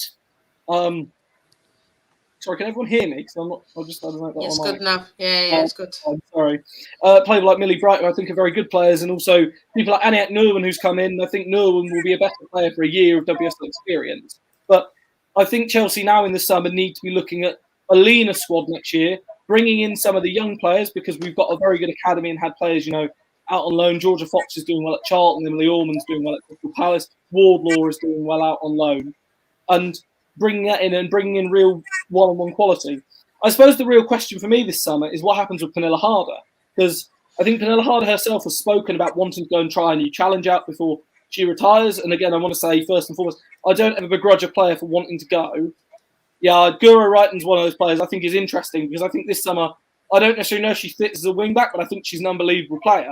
But I think if you want to play this wing-back system, perhaps if you were saying you're going to swap Guro Reiten out for Hannah Glass, then I would do that if you're going to play the wing-back system, because I think Hannah Glass is a better player overall in that position. But going sort of forward with sort of Pernilla Harder, I think this summer, if Chelsea get a big offer for Pernilla Harder, bear in mind they will want to sell her, I think, for a significant amount. I don't think they'll want to see her losing on free, considering the investment that came in. I don't necessarily think Chelsea should directly say no for it, because I think, if you move Harder on, but you bring in, say, 2 or 3 very good young players, then I don't necessarily think you make the squad that much weaker, despite how good Pernilla Harder is. Because I think Chelsea have now got to that point where they've consistently got a strong squad, and it's now, how do you have those 1 or 2 extra players that come in and give you that lift so that rather than getting to a Champions League final, you're winning a Champions League? And, okay, Pernilla Harder I did think might come in and maybe be that missing piece of the puzzle, but at the moment I think it's turned out not to be. Do I still think she's an unbelievable player? Yes. Do I possibly think Chelsea haven't used her as well as they could have? Yes. And do I think she will go elsewhere and be world class? Yeah. I just want to touch on a few things that I'm just hearing there. John just said, well, sorry, I'm just going to have to say it. Who's the best Danish player? Yeah, who just won it? I mean, that's it. Tim Brune has had a fantastic year. And I think that's the thing is that Pernilla Harder has won it for so many years consistently. Last year, she didn't have a bad season by any stretch of the imagination. I think she got into double digits of goals and assists. But it shows the pantheon she's put on, a bit like with Viv Miedemeier. I've said this about Miedemeier. People criticise Miedemeier as having a poor season. I think she's got 15 goals now in all competitions. And people say, what a poor season she's having. It's the level that you hold these players up to. And, Pernilla Harder, I think people expected Harder to come in and maybe get 20, 30 goals in WSL. I remember having these conversations. And ultimately, I don't think that system is going to happen where you've got Kirby, Kerr and Harder, who all, don't want to necessarily be the star player, but are all world-class attackers. And very easily you could build a side around any one of the 3 of them. And I think you have to choose between building around 2 of them. And because Kerr and Kirby work so well, Harder bizarrely becomes a spare part. This is what I then want to talk about. And John will probably back me up because he's the biggest fan. But, I look at Mark Skinner and obviously the different levels in squad is different. Yeah, we all agree on that. But it's like Emma's got all these players and doesn't know how to use them in a way. Yeah. Like you say, she's not getting the best out of this. Whereas I feel like we even had Mia on this show and she said, now all Man United players, it's not the positions, they have roles, they know what they're doing, they know this, they can, if Leah needs to drop back into left back, she'll still play the same. And then we've seen Honor at right wing, and she's done different things. We've seen Tunia as the forward, as the 10, as the thing, and it's still bringing out the best in her no matter where she plays. Whereas I think Emma, she's got these 3 good players, she's struggling to play them. It doesn't really make sense for me. Yeah, I think it's difficult because one of those things is like if you look at the numbers that the front three are putting up, you can't really say that they're not performing. That's the bizarre thing. But it's the fact is that you expect Harder, Kirby, and Kerr. I think you could say all of them could easily get 20 goals and all of them could easily get 20 assists. Just being the sort of players that they are. One thing I will say is that when Harder does have a chance to play up front, with the exception of maybe the Brighton game last weekend, and that was sort of one of those games where Chelsea could have played till midnight and weren't going to score just by the nature of how it was going. When Harder does play up front, she does tend to have, a real impact. She played up front for a lot of the West Ham game and caused a lot of problems, unlucky to score. She played up front in that West Ham Cup game and scored a hat-trick. And so I think, it's interesting while Kerr is at the Asia Cup that we're seeing Pernilla Harder playing in that striker role that a lot of people say is her natural role. And one thing I've said I would really like to see this experiment with is going with the diamond and having a diamond in the midfield with Kirby at the top of the diamond and then Harder and Kerr in front of that. And then you have them also able to drift wide and Kirby come through that middle. Now, at the moment, I don't think Chelsea can necessarily play that because I think you don't have the right balance in the midfield. I think they maybe need someone. Jessie Fleming maybe could play alongside Melanie Leupolz if you put Ingle in the bottom of the diamond. But I think if you're playing Ji So Yun, she doesn't have that mobility to play in there. I also think you need better proper fullbacks. I think Erin Cuthbert could be the solution at right back. I think she's done very, very well this season. But I also think you have to stifle her ability. Maybe she's that other option in the midfield, but then do you lose out on some of the creativity that Jessie Fleming or Melanie Leupolz can offer? And I think left back for me is the real problem sort of situation. I think if Chelsea can get a really good left back in and then maybe look at switching to Diamond, which I think is something Emma would like to do in the longer term, then it could be really, really interesting to see how Harder, Kerr and Kirby do adapt. Just stay away from Honor, that's all I'm saying. Because we know what Emma's like. We know what she's like. Yes, sniffing around all our players. Sniffing around them all, mate. No comment. I will say with Honor, I will say that I think, in all honesty, if the knock from Barcelona comes, I think it will be hard to say no to it, just purely because if you're any player and you look at that Barcelona side, you're going to go to it and and the same with Miedemar. I've said this is why I think Arsenal are struggling to keep hold of Miedemar. Whether Miedemar likes London, whether she's settled, I know she likes playing at Arsenal. But if that Barcelona side are knocking you, you've got a chance to go and play in a side that is, I think it's fair to say, generational. And it's the sort of side that's going to be talked about for years to come. And you don't want to lose out on that. Yeah. But we know Emma should develop her own players, like you said. Leave ours alone. There you go. I want to get Lanzel's questions in there shortly. So I'll have a quick look at them and I'll just ask Jack just what his thoughts are on the title race at the moment. Who do you think's in the race? Who do you think are the favourites? Because Russo just mentioned that it's the tightest title race to date. What are your thoughts on that, Jack? It's an interesting title race, isn't it? There's some fantastic clubs up there. The Chelseas, the Arsenals, the Man United. Man United have earned their stripes this season, haven't they, Nat? Watching them, Ella Toon, Russo, Katie Zellum, Leah Galton's living up to expectations now is what she should be. I think Mark Skinner's done quite well. He got a lot of slating not long ago in the season, but I think he's proven his critics wrong. He's listened to Nat quite well in the way he should be playing as well. Natalie told him how to play and he's took it on board, I guess. They're scoring goals, aren't they, Man United? They seem to be a very good team to watch. Obviously, the England internationals is such. They seem very good. Chelsea, Frank Kirby, Sam Kerr. Emma Hayes, fantastic women's manager, could manage in the men's game. She's that good. I just think Chelsea are lacking in when it comes to the Champions League sort of style of football rather than the WSL. I think that's something that Chelsea and Emma Hayes need to look at. How to be better in the Champions League than in the WSL. I think they need to up their game on that. Arsenal, they lost to Birmingham. That was something that would have knocked their confidence. But then Beth Mead went and scored that banger against Brighton, a Brighton side that went to play Chelsea and drew 0-0.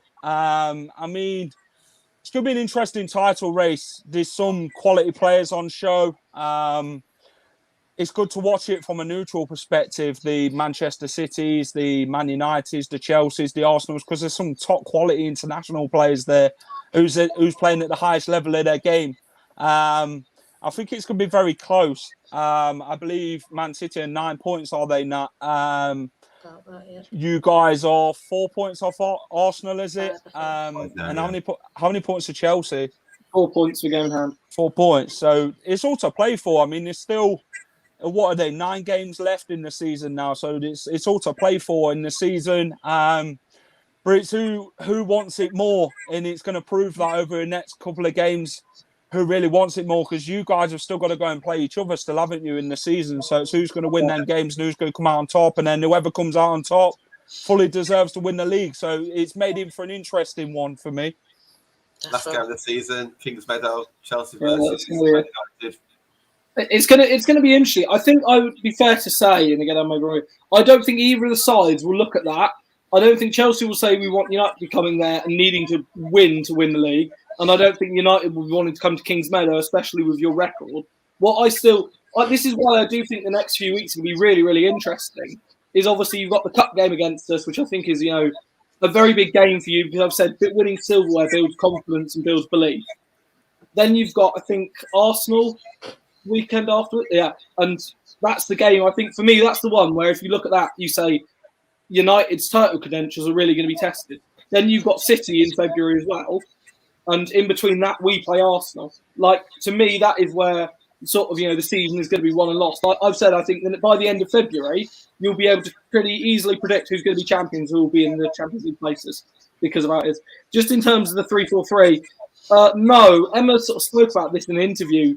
She switched to the 3-4-3 to try and accommodate certain players more into the system, mainly Cuthbert and Wrighton, because she thought she wasn't getting enough creativity into the front three, and also to allow Pernilla Harder to play nearer in the front three, because last year Chelsea were playing the 4-3-3, but because of the nature of the 4-3-3, a lot of the time Harder was dropping back into midfield, and so it's becoming more like a 4-4-2 with Kirby and Kerr up front. I think, personally, Chelsea, and interestingly, it was interesting in the second half against West Ham, Chelsea did switch very much to a 4-2-3-1 formation with Beth England up top as the clear focal point, and with players in behind her and around her. And I think that worked really well. And what was really interesting was that Beth England as the proper centre forward in the game. Fran Kirby looked so much happier when there was a proper centre forward she could play off. And normally she has that with Sam Kerr, and obviously they've got such a great connection. But it's worth noting that Kirby and England have assisted each other. Kirby's assisted England 10 times in WSL. It's not as if the connection isn't really there. And to me, that's one of the things I think that Chelsea do have that can possibly be a big factor in this race, is that Arsenal have Blackstenius coming in, who is unproven in WSL. I think she will do well in WSL, but I think it's fair to say she's unproven. Manchester United have Siga Brun, who again is unproven. Manchester City have sort of Ellen White, who I think has struggled this season, and have Bunny Shaw, who is unproven. But Chelsea, if they do lose Sam Kerr, then Beth England can step in, and Beth England is the sort of player that will score goals at WSL, and we know she's got 50 of them now. So I think that could be the decisive thing. And I think that was the biggest win this window for Chelsea, was that Lauren James is now back in training action, is set to play tomorrow against Aston Villa. So if you want to catch up and see what Lauren James is doing, you can watch it live on the Fifth Stand app or on our YouTube channel.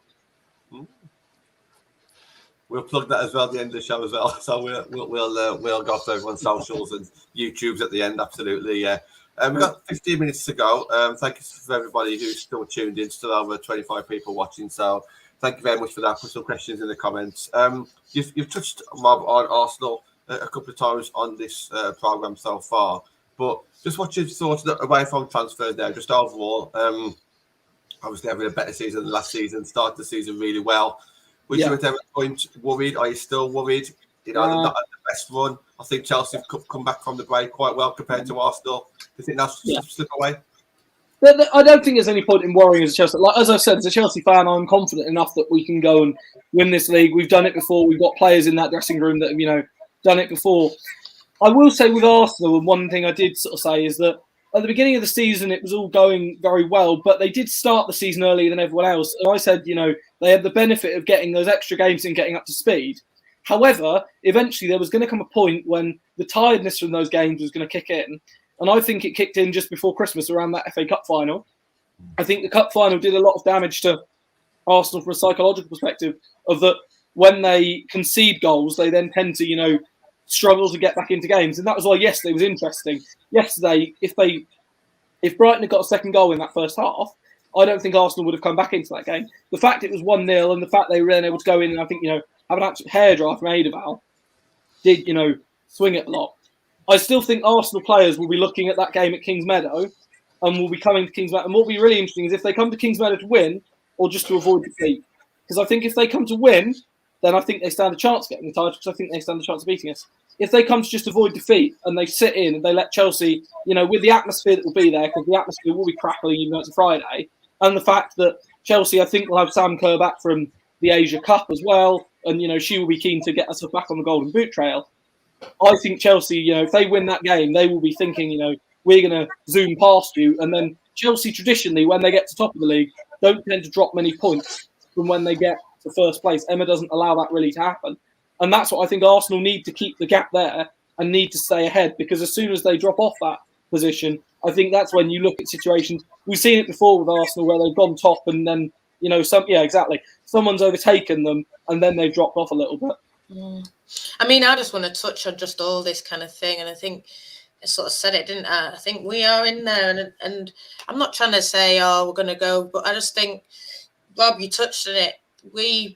Our next WSL game is Arsenal, And I feel like we've already gone there. We've already got a win. Yes, it was in the cup. But that's great psychologically for us. That'll be a big boost.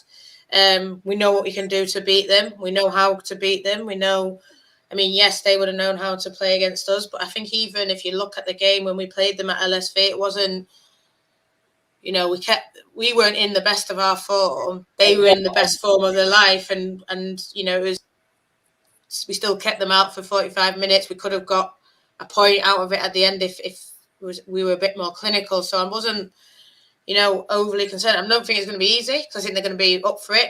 We've beaten them before. They're going to not hurt, but they're going to be a bit. It's going to be a bit more spice in it because of that. But I'm Tobin's back playing for them, so she was very impactful for them. We know what she can do. She came on and she lost against us. She came on and lost against us. She wasn't like that, but for me, I think we can go there and get 3 points.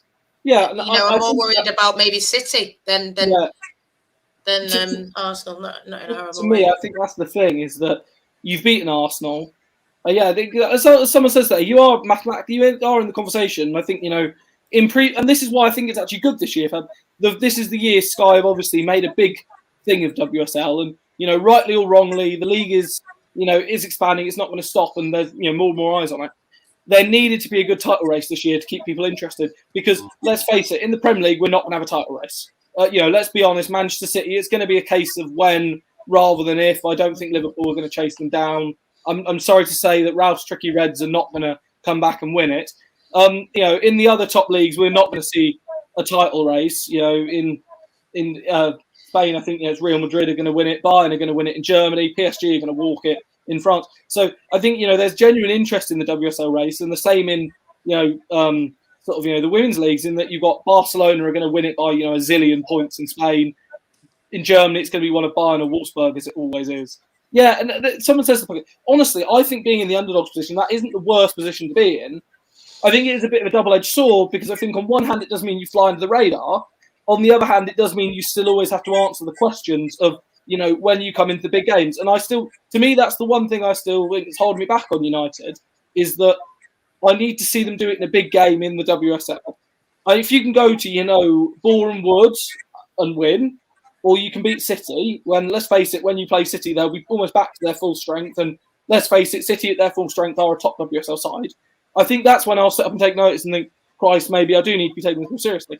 Until that situation happens, I think there's always going to be that element of doubt. And I think you also have that from the player's perspective, is that if you go and beat Arsenal in the league, and if you beat them in the cup, it's a huge shot in the arm. But if you beat them in the league and, suddenly the gap is, 2 points if you beat them, suddenly that's, one slip up or one draw or, one other result. They've still got to play Chelsea and only one of them can take points there. That's a huge shot in the arm of confidence. On the other hand, if you then go to Boreham Wood and lose, then suddenly you're saying the same questions of the, are we just the best of the rest? Can we do big games?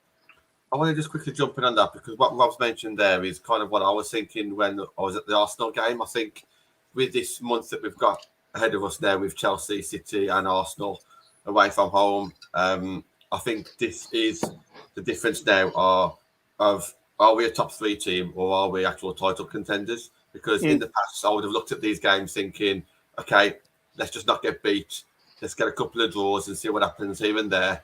Not like a defeatist attitude, but like seeing it ourselves as underdogs. I think if we do go in there and actually start looking for wins and getting wins, then all of a sudden people will have to stand up and take notice. I think they're taking notice at the moment, the fact that we did go to Boreham Wood and knock them out and deserve to knock them out as well. Yeah.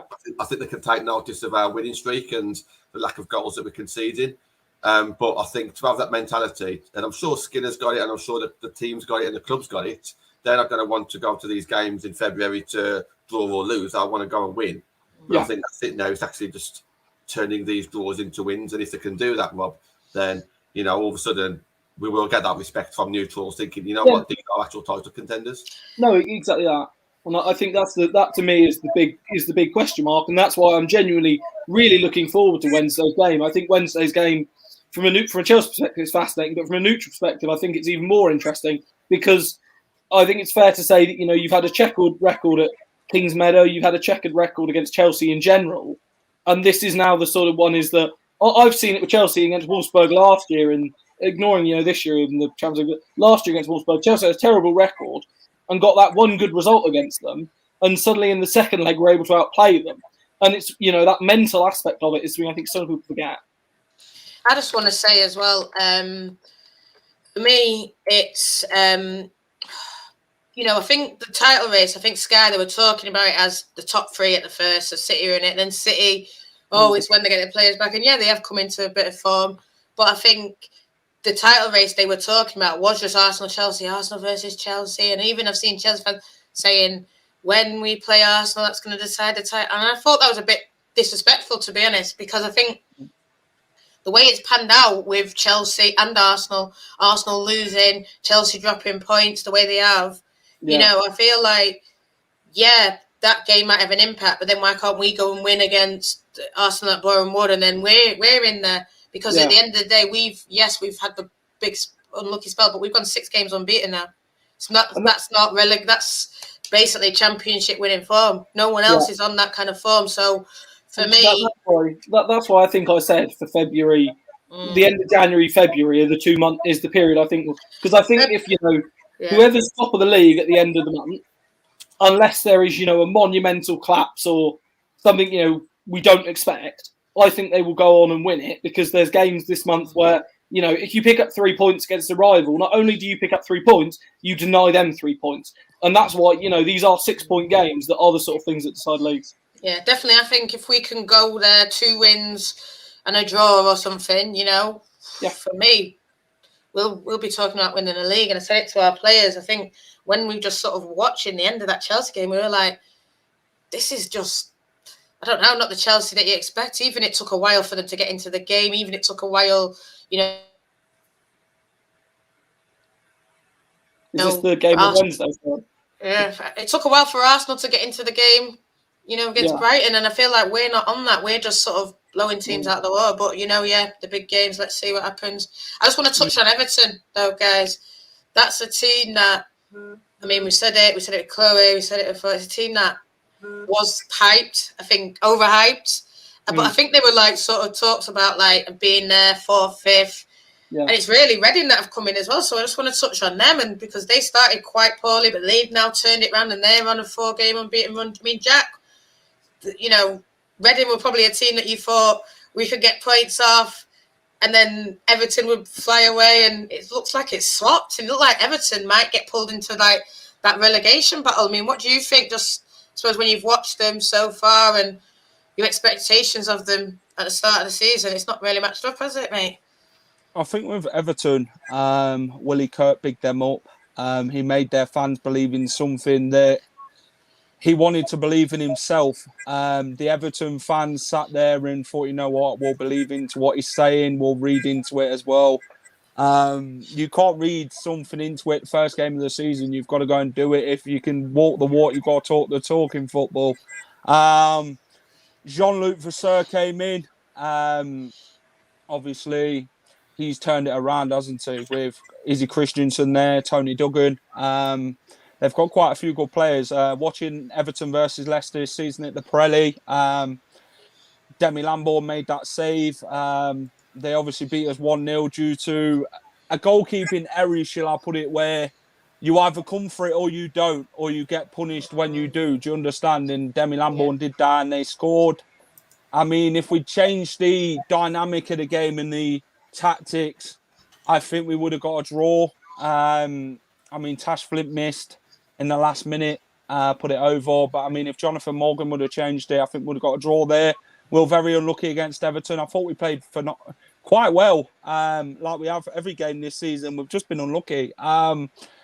Watching Leicester away at the Majeski this season, obviously I went to Reading. I just feel Reading are one of them teams who like to hit teams over the top. But if you can be capable of stopping that sort of thing, then that's where Reading struggle, because that's their strength. And I feel in the first half they did that. They caught Demi Lambourne off her line. They played it over the top. One ball over Demi Lambourne, it went in.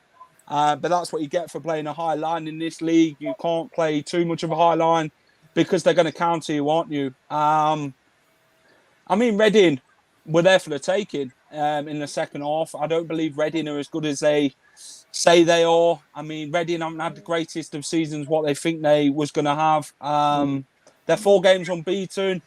You can see where they are in the strengths and how they capitalise on other teams' weaknesses like Birmingham and that. But I feel Leicester gave Reading a very good account of themselves. I mean, with us, we just missed a striker. I mean, if we had a striker on the pitch, we would have scored goals. We missed sitters that game where we could have got a point or even 3. But without a striker, what you're going to do against Reading, really, they sat back, put 5 behind, the whole team behind the ball and ended up winning 1-0. So I thought we were unlucky there as well. I just think we're Leicester this season. We've been unlucky to not get points. The girls have been fantastic in their attitude and the way they've played the game and the way they've stepped up in this division, because they knew it were always going to be difficult compared to the Championship. I think we knew that as football fans. But, I mean, the way women's football now is presenting itself from a fan's perspective, it's very good. It's more out there. People are talking about it. More people are watching it. And I think Sky are doing a good job on that as well to promoting the women's game, because, you know, all we've talked about in football is the men's game. The women's game doesn't get enough credit what it deserves, and I think the women's game is more out there now than what it was before, which I feel is good. And I feel that more neutrals and that, and more fans are going to watch the women, and it's good to see the crowds. And I think the crowds are going to be even more bigger in years to come, the more they promote it. The WSL this season, like you say, it's very good because of the title race. I mean, it's who's going to win it. That's what makes it more interesting from a football fan's point of view. It's not like the Premier League. You expect Man City to win it, or Liverpool, or, do you know what I mean? Chelsea were up there in the Premier League this season, and then after the Leicester game, they dropped off. But I mean, the WSL, it's going to be, it's one of the talked about games at this minute in time, and I think it's good to see that they're getting the appreciation and the credit they deserve from a male fan's perspective. Yeah, guys, we need to come to the end of the show, but there's one team that we haven't really spoken about. They've been up there, you know, over the course of the season so far. It's Tottenham. We've had some fans on here of Man United saying, "Oh, don't sleep on Tottenham." You know, they're doing well. They've got an experienced manager, and they were doing quite well at the time. They started to drop off a little bit. They didn't look great against us last week. In fact, I would turn around and say that they didn't look great at all. I think we did show our class against them. But Rob, just finish the show with yourself. Just your thoughts on Tottenham. Can they still bounce back and kind of get into that top three race? They've got a great manager there at Tottenham who has done a good job, and to credit, they are also investing in their women's side. I think the injury to Graham is a massive injury, because, you know, a really good creative player, really good player. I think they're missing her a lot. I just think, you know, again, they're going to fall short against the top sides. I think, you know, comfortably end up ensconced in mid-table, a bit like Reading. Wouldn't surprise me to see them, you know, finish 5th maybe. But sort of 5th or 6th. But I think Tottenham will just drop off. I think, they've had their time has sort of been playing the teams that you'd expect them to beat, and then when they've come up against top teams, they've been beaten, with the exception of when they played City earlier this year. Obviously, they got a point against Arsenal, but that was more due to it being a derby. I think, they've had their time, and I think they'll just, finish sort of mid-table. So Spurs, like many sides, Spurs need a striker to come in that's going to score, 15, 20 goals to make that step up. Unfortunately, those sorts of strikers are few and far between. Natalie, it looks like, we've come out this transfer window, one of 2 or 3 winners. I think we've got exactly what we need in our squad. I think, outsiders would look and think, oh, well, 2 of those players might not be well-known players, but they're exactly what we need. And, we've got 4 players. You can see that with the fans. Yeah, I think, I understand what Rob said about Diane and stuff, but I think just being in and around that experience, we've been in a situation where I wouldn't say bottled it, but it's messed up, and she will just add that extra presence, that extra leader, that extra strong voice that we do need. And I think she'll be adding so much more off the pitch as well as, on it. And I feel like, she'll be guiding us through, even if she doesn't play, she'll guide us through this game, I think, this next month. And, just excited for Bridgewater, excited for the FA Cup. I just want to shout out, every game that you go into, we're going, I think I was supposed to be at the Villa game, but I can't now, unfortunately. But, no ifs, no buts. We want an equal FA Cup. Get shouting that, guys, 51st and 71st minutes, because, we've heard today that FA are going to put more money into the Women's FA Cup, but, it needs to be a lot more, we shouldn't just sort of let them off. There needs to be that kind of more equality talked about. So, definitely. If you go in, Jack, shout it. Yes, I'll be going to Barnet at the weekend at the Hive to watch Leicester versus Tottenham. Yeah. So 51st minute, no ifs, no buts, equal FA Cup. Get it shouted. Excellent, thank you. Jack, if anyone wants to find you on your socials or YouTube, how can people go about doing that, mate? Yes, follow me at Jack_LCFC_9 on Twitter and on Instagram as well. I've got all Leicester City stuff and Leicester City women stuff on there. We're going to follow us at Leicester Fan TV. We're just a group of boys who love talking football, whether you're neutral or a Leicester City fan. Go and check us out. We're all hypocrites at the end of the day. We're all biased or whatever, but it's football. We love a good opinion. We love a good debate. Go and check out our channel at Leicester Fan TV on Instagram and Twitter, and go and subscribe to us if you can. It's just good to see new faces and that on there in the comments and that, so it's all good. So go and subscribe to us and go and follow me on Twitter. And if any of you guys need me who's watching, then give me a shout if you need me for any Leicester games. Excellent, thank you. Thank you very much for coming on, Jack. Pleasure. Rob, yourself? So you can follow me at RJP Journalism, but the much more interesting follow is at the CSW Social. Again, a massive group of contributors, a lot of really talented editors, writers and creators. And just a general sort of great bunch of people spreading Chelsea women's content, but also general, I think, women's content as well. Yeah, thank you very much, Robin. Thanks for coming on. End of another show. 2-hour show tonight. We just wanted to cover a few other clubs because that's the best way for us to learn and to get an insight into what other fans are thinking. So thank you again for coming on. Thank you to everybody in the comments. And Chloe, if you watch this back, thank you. And Archie for coming on as well, talking about Villa. They've had a great transfer window as well. So, great to hear from those as well. We're back tomorrow, Saturday Night Live with Matt and Ben. So we shall see you then. Thank you very much, guys.